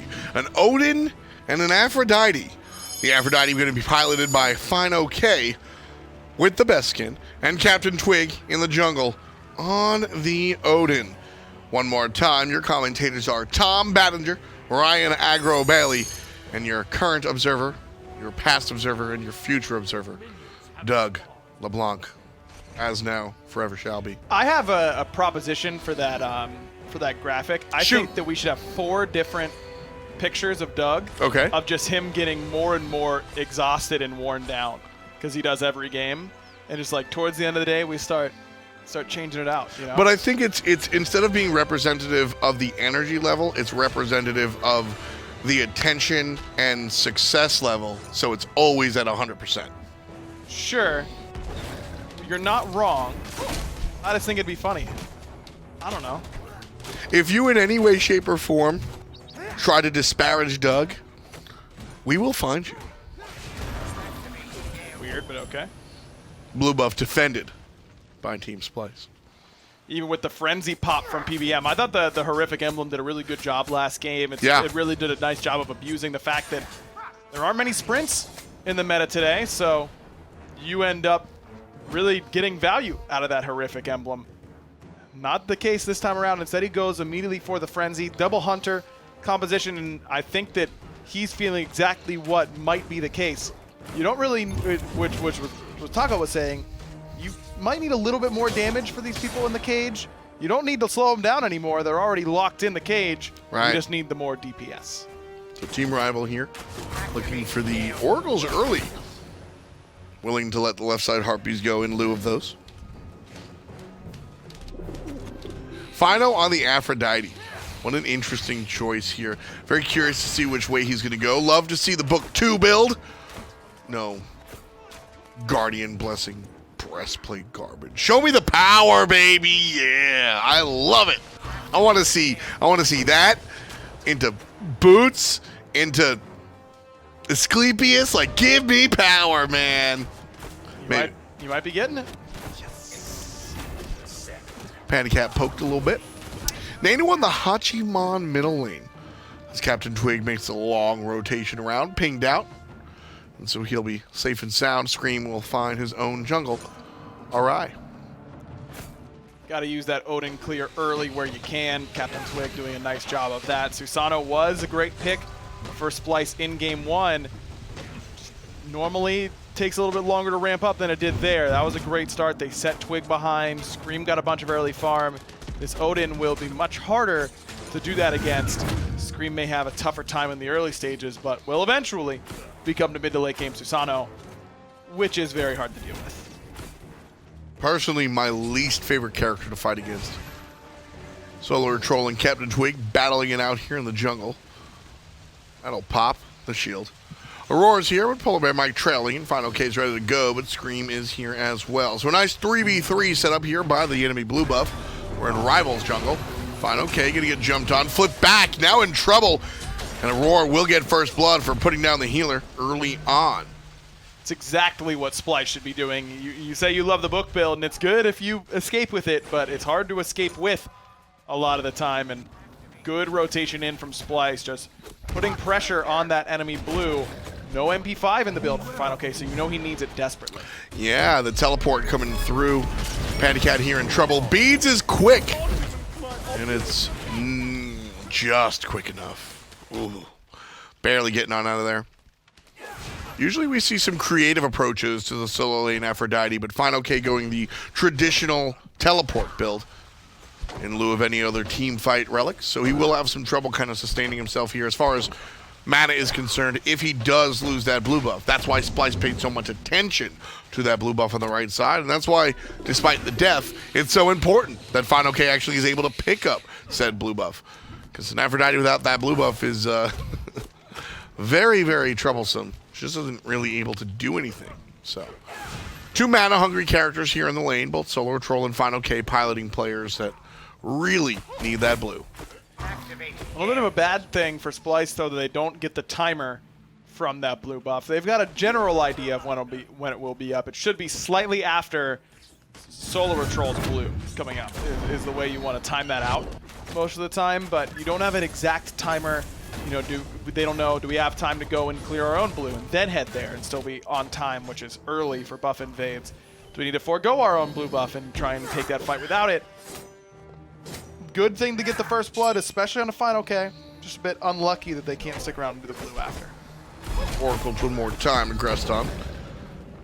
Split down the middle as the Gold Fury respawns, or spawns the first time. Fino here, as he transitions into the mid game, will be very valuable.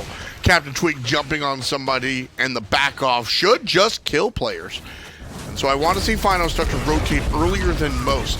CycloneSpin up a creek, no paddle. He'd be drowning. Ultimate on cooldown as well, so Team Rival notch one up. It's 1-1. Big rotation over. That's exactly where you want your Hou-Yi to be aggressive, especially with CycloneSpin on his tower line. It's too far forward. But as I said, no blue buff timer for Splyce. Scream has shared 2 waves over here now, at least one, before this blue buff finally spawned. He will get it in time.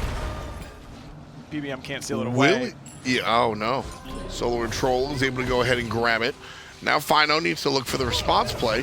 CaptainTwig jumping on Scream. Blink is good. The cage is available. Doesn't want to use it just yet. Here comes SoloOrTroll to roar. PolarBearMike in trouble. There's the cage. Scream gets the kill on the Fino. And Venenu, the last hit on the CaptainTwig. A little bit too early on that Undying Love for fineokay. Did not last very long. Only rank 1, of course. So ends up getting knocked up anyways by that Typhoon. He's probably dead either way. Still doesn't feel great when you make the misplay that way. This Aphrodite pick is a risk inherently, and so far it hasn't paid off. In fact, it's really been a hindrance so far for Team Rival. It's interesting to me because I don't see anything more egregious about the Aphrodite than the Baron Samedi, really. It's easier to kill. I mean, Baron has a long-range root. He's got great CC to set up. Sure, Aphrodite has a stun, but a long-range stun. It's on a long cooldown, and it means that she can't end up linking one of her own teammates during that time. Knockback's powerful. Knockback's powerful. Not as good as a long-range root or a slow cleansing heal for your whole team. She's got the ultimate. So Aegis on a cooldown. Sure. It's only 0.8 seconds, and when you miss time, it's not that good. Really, where she comes into play is not right now. Healer will go down again, the 3rd time in the early game. And this feels like season, 3, 2, where we used to see hell. The question we'd ask ourselves, CaptainTwig getting involved early, Arkkyl combining and taking down one. There's going to be another one as PandaCat answers. SoloOrTroll jumped on. Where's the impale? Can't find it. Scream showing up. Will get the last hit. SoloOrTroll, number 5. The red buff goes away. So a nice play by Team Rival there as they have been stepped on the right side.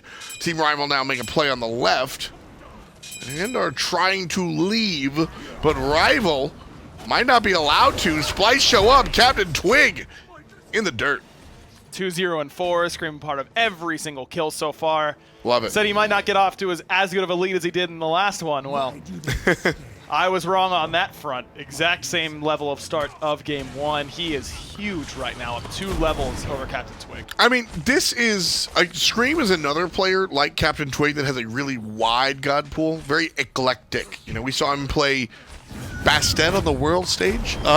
Scream likes to do what Scream does, but Susano has always been a jungler's jungler to me. A real classic, give me the wheel, boys. I can pull you in. I can knock you up. I can just deal damage to you. Also, it's difficult to play with the cancels, so it's kind of fun on in that respect. This has always been a Scream god to me, and it doesn't really surprise me that the 2 games we see him pilot Susano, he's taken off. This is just, it goes hand in hand with what Scream embodies, what he tries to do in the game, and how he likes to do it. Susano just does a lot for you, a lot of the time, for sure. I completely agree with you there. He's difficult to be ready for because his early game is really his only weak point, and Scream has done a great job of finding easy kills with his team. Pair it with a Hercules support. That means your fight isn't as bad as it normally would be at that point in the game. Yeah. And it's getting him extra farm and setting him up for success. Level 9, he's good. He's not worried about that bad early game anymore. It's the displacement, Early game is bad, but if I can pull you into a bad spot where my teammates are that don't have the bad early games, casually I hate playing against this character. He just does so much. Right now, my favorite assassin in the entire game. Love that. Doesn't surprise me at all. Aggro Hogak Pele. Yeah, right, bro. I'm not playing Hogak. Really? No, of course not. I would just see you as, if it's OP, it's for me. No, that's some Jeff Hinla nonsense, dude. Jeff loves that garbage. That's certainly true. Scream under the tower. Interesting. I don't think that was ever really a threat. CaptainTwig jumps forward and might have taken the bait, and I think that's what it was. CaptainTwig onto the tower gets dashed on. SoloOrTroll, big shell. PandaCat turns it around, but SOT chases it down for the boss man. That was not Splyce's best jump in, but No. SoloOrTroll gotcha, Teach. Got something still, at least. Is able to get at least one. Beautiful play by PandaCat. That's the second time in as many Anhur games that he's used that Desert's Fury on demand. Very well timed, as CC immunity kept him alive on that dive in from Scream. Team Rival now trailing about 3,000 gold, give or take. Only 4 kills to Splyce's 7. 2,400 to be exact. Splyce's lead not as robust as I had mentioned, but still, 24 at 11 is the start of something great. I think Splyce can certainly transition this into the mid game where Scream is going to get more powerful. We've had a lot of funny things to say about Scream's build today, but boots and a crusher on a Susano, that is certainly par for the course. And Scream's shooting a birdie. Going for Transcendence next. Susano Love it. does have good scaling, so don't mind this item whatsoever. No anti-heal for him. Gonna need that eventually, but not right if now. you just one-shot after that. Yep. Gold Fury in trouble. Team Rival take it no problem. Aror desperately let me out. Arkkyl on the other side looks for the bounce. SoloOrTroll's here. PandaCat, beautiful jump, saves the life of his carry. And here comes Aror looking to start the team fight for Splyce. PBM jumps back again. Here's a blink from SOT. Venenu's here. PolarBear lands and PolarBear catches the hands. Number 8 for Team Splyce. Great upgraded teleport pickup by SoloOrTroll. He just backed and Early. just happened to grab it right there because of that gold fury. CaptainTwig avoids the knockup, but Scream follows him with the little dot dash. And the blink is good. Fino shows up. Heals away. And that be that. Left side, Cyclone with pressure. CaptainTwig just too far down. 3 levels to Scream. I mean, 0, 3, and 4. The cage impact has been there. Got the double kill by red buff for Rival. Secures him the gold fury as well. This is not looking too good. In fact, PandaCat and Arkkyl have role swapped here because they need the levels in the mid lane. PandaCat is going to be in trouble against Isis, but you just kind of trust him to survive in this lane and tread water. You really just need Arkyl's extra levels that he has right now where he's stronger than PandaCat in order to try and fight. CycloneSpin will have the help from Aror. I love this swap from Splyce. We've seen some teams like hard swap from the get-go. I love the mid-game identification swap. It was earlier in phase 1 where actually, and the context is eluding me, but we saw a solo laner switch over to the carry role because of some lopsided mismatches, and I love to see the adaptation on the fly, and Splyce is absolutely the team that is going to try and fight into that. That shouldn't deter Cyclone and Aror. I think that they are ready to go for it, but Arkkyl already shifting back over here, maybe just for a wave or two, and PandaCat making his way into the mid lane. Immediately, Arkkyl goes back as soon as he picks up red buff, probably because he feels like he has a little bit of solo potentially on that side. So CaptainTwig now goes over to the right-hand side. fineokay is going to start rotating around. Despite that early game rough patch, fineokay has been able to sit in lane for a long time because SoloOrTroll has done so much rotating that Fine has caught up quite a bit. I mean, Cyclone's been going for it. Cyclone's been playing aggressively. I don't mind the carry kind of switching back there and looking for the kills. Aror might get caught here. Dashes through the shifting sand. Scream on the backside. Team Rival protecting their blue buff while the team fight goes on. They sacrifice PandaCat. And if they sacrifice PandaCat to confirm an Aphrodite blue, I honestly don't think that's too bad. The Pyromancer on top might be a problem here, Ryan. And it will go the way of Splyce. Pushes their lead to a 3,000 gold even.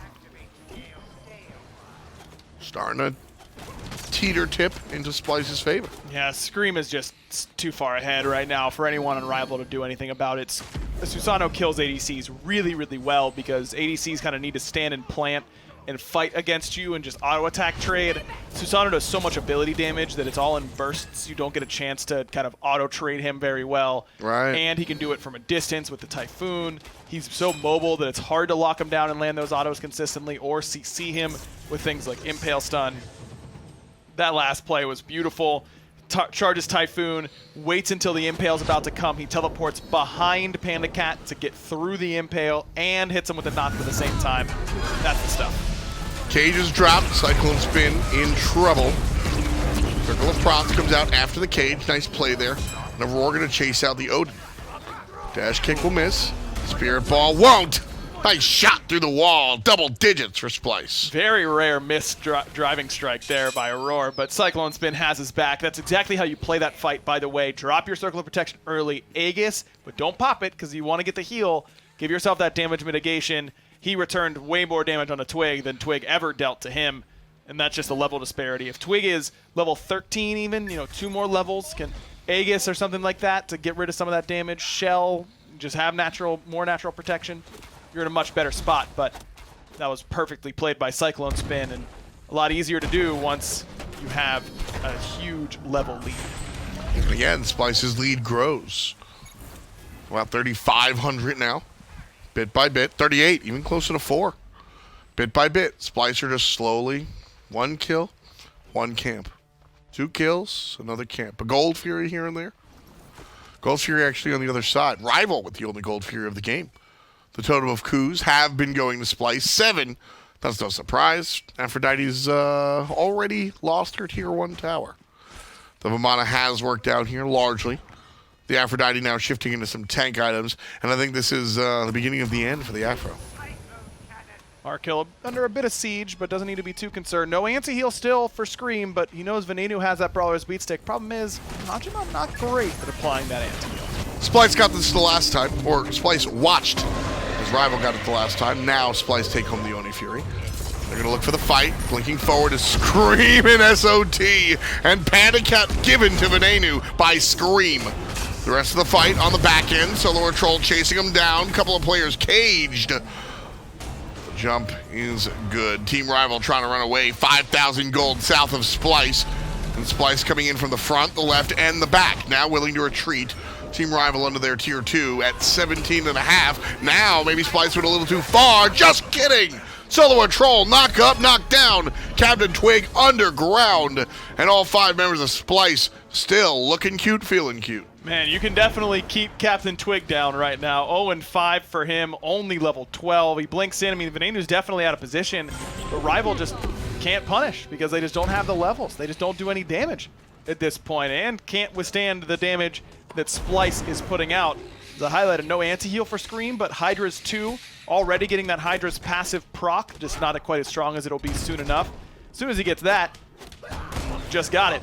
He will now one-shot any squishy. He can 1v1 anybody in the game right now. He's got so much damage with Hydra's Lament. You mentioned the auto-canceling earlier. You can get 4 Hydra's procs from this kit and do it pretty easily, honestly. I mean, Wind Siphon, auto, Charge Typhoon, auto, 3 auto, 1 auto. Good night. If you even needed that much, which, by the way, you don't. won't. Fire Giant started here by Splyce. fineokay's here, so is PandaCat. I'm mildly concerned about PandaCat. fineokay, ornamental at this point. CaptainTwig on the left side could jump in. No, jumps away. Spirit Ball off the mark. CycloneSpin has the Circle of Prots, waiting for the moment. Here it is. Here comes help, and there it goes. Splyce get the Fire Giant. The fight after the fact is on the table. Aurora surrounded. The rest of the team down south dealing with the escape. Aurora trades out, but if the rest of Splyce get on out of here, Ryan, that's a trade we're willing to make. Fire Giant support given away. Splyce will lose a tier 1. They'll be ready to cause some tears on the other side. Great position for Splyce. You're totally right. We're definitely willing to trade out a support at this rate. Aurora does such a good job zoning and they really needed it because Splyce is taking a lot of damage trying to get that Fire Giant down. This could be bad. Great Impale sends the Vamana in the opposite direction. Scream grabs 2, and Arkkyl is under it. There comes Scream pushing forward. And the right side going to split up just a little bit. Sprint is over. And Susano dodges some of the basics from the Anhur. Doesn't want to get enfeebled. Stuck in the cage here. CaptainTwig pulled. Oh my goodness. CycloneSpin takes care of captain of the team, PolarBearMike. Saved myself there. Nice. Very nice. Splyce looking good right now, Ryan. It's a Scream show, baby. It's the right side of the map, but it's 509 for him. I mean, SoloOrTroll 409. Those two have really made it impossible for anyone from Rival to step up, whether it's because of the ability to tank from SoloOrTroll or the outright damage from Scream. This is something that can happen to you when you go with this Aphrodite in the solo lane. People like to ask me my favorite position to watch, and it's jungle when this happens. Scream has just dictated Oh, he pulled him in. the pace, the action, the targets. Scream is driving the bus and then some. Middle lane is going down. I'm yelling timber. Splyce 16-5, baby. A 10,000 gold lead at 21 minutes. And to quote Ryan Bailey, it's the Scream show, man. That was sick, man. A fully charged Isisol. Arkkyl just gets yoinked Yoink. in there by the Wind Siphon. That was hot stuff. Arkkyl had relics, by the way, and just kind of watched himself get knocked up, but we don't have to talk about that part. Hey, man. It's just fun to watch a jungler go off like this. I think when a solo laner's far ahead and is able to just W at you Maniac style, that's really fun. But a jungler with the large lead, 5 levels above his direct opposition, just being able to say, that one, and watch him die, that is top tier Smite game, man. You gotta love it. CycloneSpin, 3-1-1. A strong performance for him today, but it's nice when you're able to kind of watch this performance. And a shout out to Erendite, the least purchased option here in the Arthurian item tree. 55 power, 10% CDR, of course, live right now. If you play your games, that'll be a little bit buffed. But it's an odd proc. PandaCat, just see you later. It's an odd proc. Post ultimate, you move faster and you get to see everybody, and the first person you hit gets bursted. It's very specific. I like it on Nemesis. I think I like it on the Susano here. I have to find some of the gods I like it on, but I think Susano is one of them. Certainly can be potent. It's really not too bad for its power and CDR alone. Leveraging the passive can be difficult, for sure, but players are learning to do it. Team Rival on the defensive. PolarBearMike chunked by CycloneSpin. All players on the map here on this left side. SoloOrTroll blinks forward. It's all him by himself, zoning 3 different players while Scream destroys the other 2. CaptainTwig crunched under the fingers of the jungler. PandaCat will spawn now. But the mid Phoenix dead. Left Phoenix dead. 2 players pushed by Aror. And there's the damage after the fact. Screammmmm. And it's going down 20-5. The Titan is the target. Half HP already. Defense from Rival is here, but it's not strong enough. Scream again gets another one. They're all dead. 9-0-12 for the recent SPL call. And the jungler will bring his team to game 3. Man, that is a huge win for Splyce in the grand scheme of this SPL. I mean, Rival hasn't taken a regular season loss since week 2. Week 2 of phase 1. I mean, of course. I mean, it has been a long time since Rival has had just one of those games where they lose in the regular season. It's been a bit. Splyce end up giving it to them, and really convincingly, too. I mean, the 3 games they won were all very convincing. For me, you know, I like to look at, our job is to look at this league zoomed out. For Splyce, there was a lot of question marks towards the end of the phase. You had Baskin, and everybody knew it was fleeting. So how do you find an identity when you're looking for that? SoloOrTroll comes in and has been a quintessential rookie. Some questionable decisions, but as the set has gone on, he improved, and I think that's the important take-home, is that game number 1 was different from game number 4, and a lot of it had to do with SoloOrTroll, whether he's listening or just buckling down. This is the way you want your rookie to play and impact the team. Yeah, SoloOrTroll got better as the set went on, no doubt about that. He looks very comfortable already. I mean, that game He got very, very big very, very quickly. If he and Scream can develop some synergy, I mean, Scream's played with some of the best solo laners ever. I mean, he and Benji were a complete nightmare to deal with on that old United roster. If Scream got to mold SoloOrTroll into that exact same solo laner that Benji became, this Splyce team's going to be really scary. SoloOrTroll and Scream combining here at the halfway point of the season and being a part of Splyce. You know, it took Splyce a little bit last year. Their beginning and their mid was a little shaky, and then towards the end, they really hit the ramp and hit big air. I'm seeing something similar here. I'm not counting my chickens before they hatch, but Splyce fans should be happy. That's it for game number 4. Splyce take the victory. Thanks so much there, Tom and Aggro. Yes, Tom talks a little bit about catching air. Well, that's exactly what Scream was doing all game on the Susano, using that air to great effect consistently. Taco, that was the Scream show against Twig, right? That was all the battle really was. That's what this entire set felt like. A combination, I would say, even at times, where a little bit of involvement from support and solo for both of these teams, but ultimately, Scream just had the heavy outplay against Twig in practically every single game today. We knew the Odin and the Aphrodite combination could be good in the later stages once they could combine, but Splyce never let them get to that point in time where they could be fruitful. I still feel like that Odin pick was just a pipe dream at best for Rival with the composition they were already running. I totally understand it. On paper, it can look awesome to have on Odin against a Hachiman, a Hercules, and an Isis, but when you don't have the follow-up tools necessary to really complete the process, then you wind up like CaptainTwig just getting two-pieced by Susano all game. You can see the damage numbers there, very equal across the board for Splyce, except for Scream, who was looking for fights consistently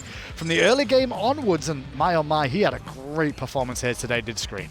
Just harass this Odin the entire match, non-stop wind siphons as well, and the Storm Katas were just so much overwhelming damage, and even on the chance that CaptainTwig or whoever it was managed to wiggle away from Scream, he still had that jet stream for the follow-up. It's just so much raw burst damage that there really wasn't anything left for Rival to try and recover with. It really felt wherever I saw the Odin go, Susano was there soon to follow up, and he just continued on and on and on, and every time there was action through Aror and Scream, who played the game so well today.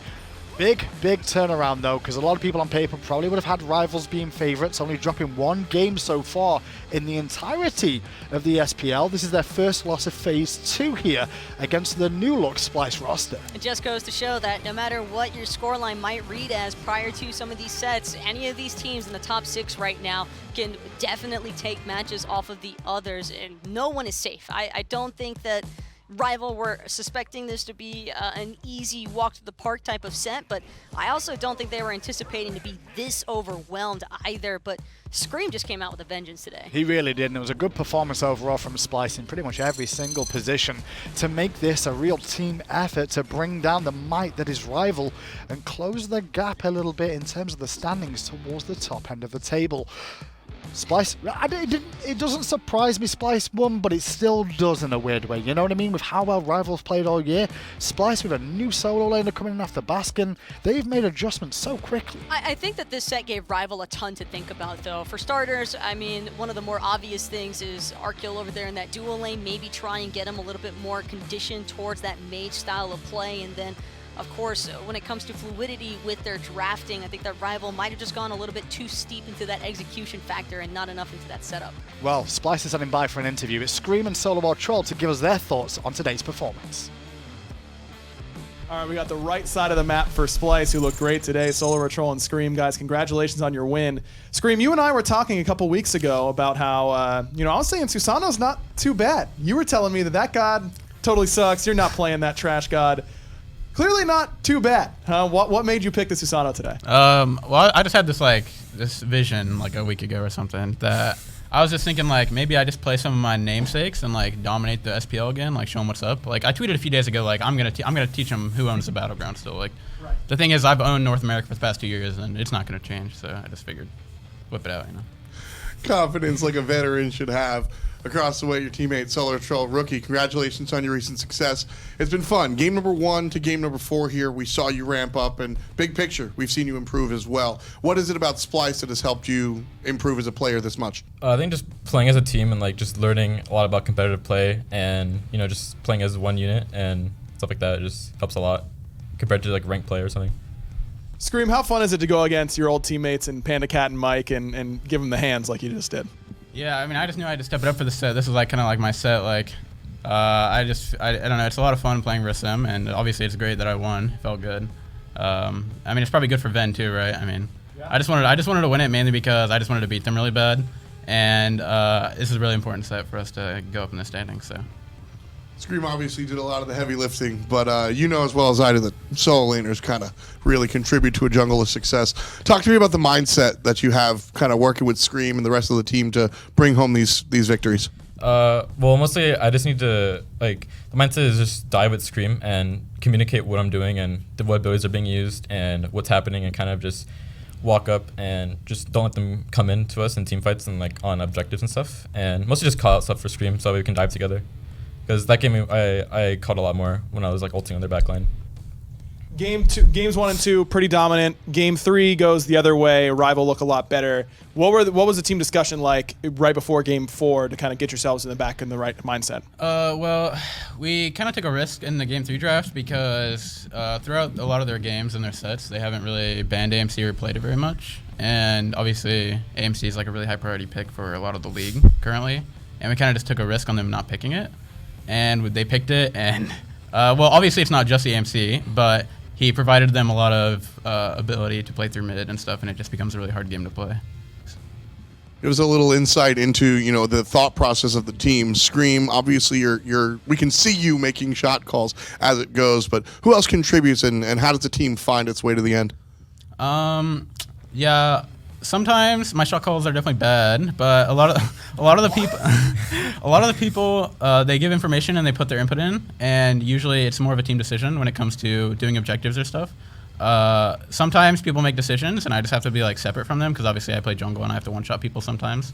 So I just have to trust them on what they say they can and can't do, but sometimes we override them, stuff like that. Me and Aror usually do a lot of the shot calling, and then that's pretty much how our team dynamic is. Well, it's certainly working out so far. Congratulations on the victory. The two young guns of Splyce, SoloOrTroll, and Scream. Congrats on the win. We'll see you next time. Thank you. Thank you. And there you have it. A little look at Splyce and their victory here today over Rival 3-1. Earlier on in the week, we got to see Obey and Space Station Gaming go at it. Obey coming out on top there. And LG's performances this week, well, signs of life from the boys near the bottom of the table, but still 3-1 losses to both SK and Renegades. Ironically, though, Luminosity also traditionally had their earlier sets in Phase 1 where they were winning all of their Game 1s as well. So a little bit interesting. Of course, I know for a fact that Luminosity's definitely look better in comparison to Phase 1. But it is just a little fun fact. There as well with Splyce as it looks there. What is on my screen there? I was like, there's another tail in front of me. That's it, though, for us here today. A couple of updates for you real quick to let you know about the SPL and going forward. Next week is a bye week in the SPL, so there'll be no broadcast going on. But most of us will be at DragonCon next weekend. If you're around at DragonCon, look out for all the people from Skillshot. We'll be hanging around and having some fun there at DragonCon with you all. But in the meantime, Esports Weekly will be available next week on Wednesday, same time, 3 p.m. as per usual. 4 p.m. Sorry, I should say. And last but not least, at the bottom of your screen right now, HRX is on its way. The biggest event of the year in terms of the SMITE community, where everyone will come together for the World Championships, where we'll crown a Season 6 World Champion. Taco, who's your money on this year for a World Champ? So tough to call it right now, but maybe Splyce looking to defend their title. Taco thinks it might be Splyce. I'm not so sure. I don't want to give the game away just yet. The script's not done. But that's it for all we've got time for here today. Thanks so much for tuning in. It's been a pleasure to have you all, and we'll see you all in 2 weeks' time. But don't forget Esports Weekly next week. For everyone here at Hyra Studios and Skillshot, have a wonderful rest of your evening and enjoy your weekend. We'll see you 2 weeks' time.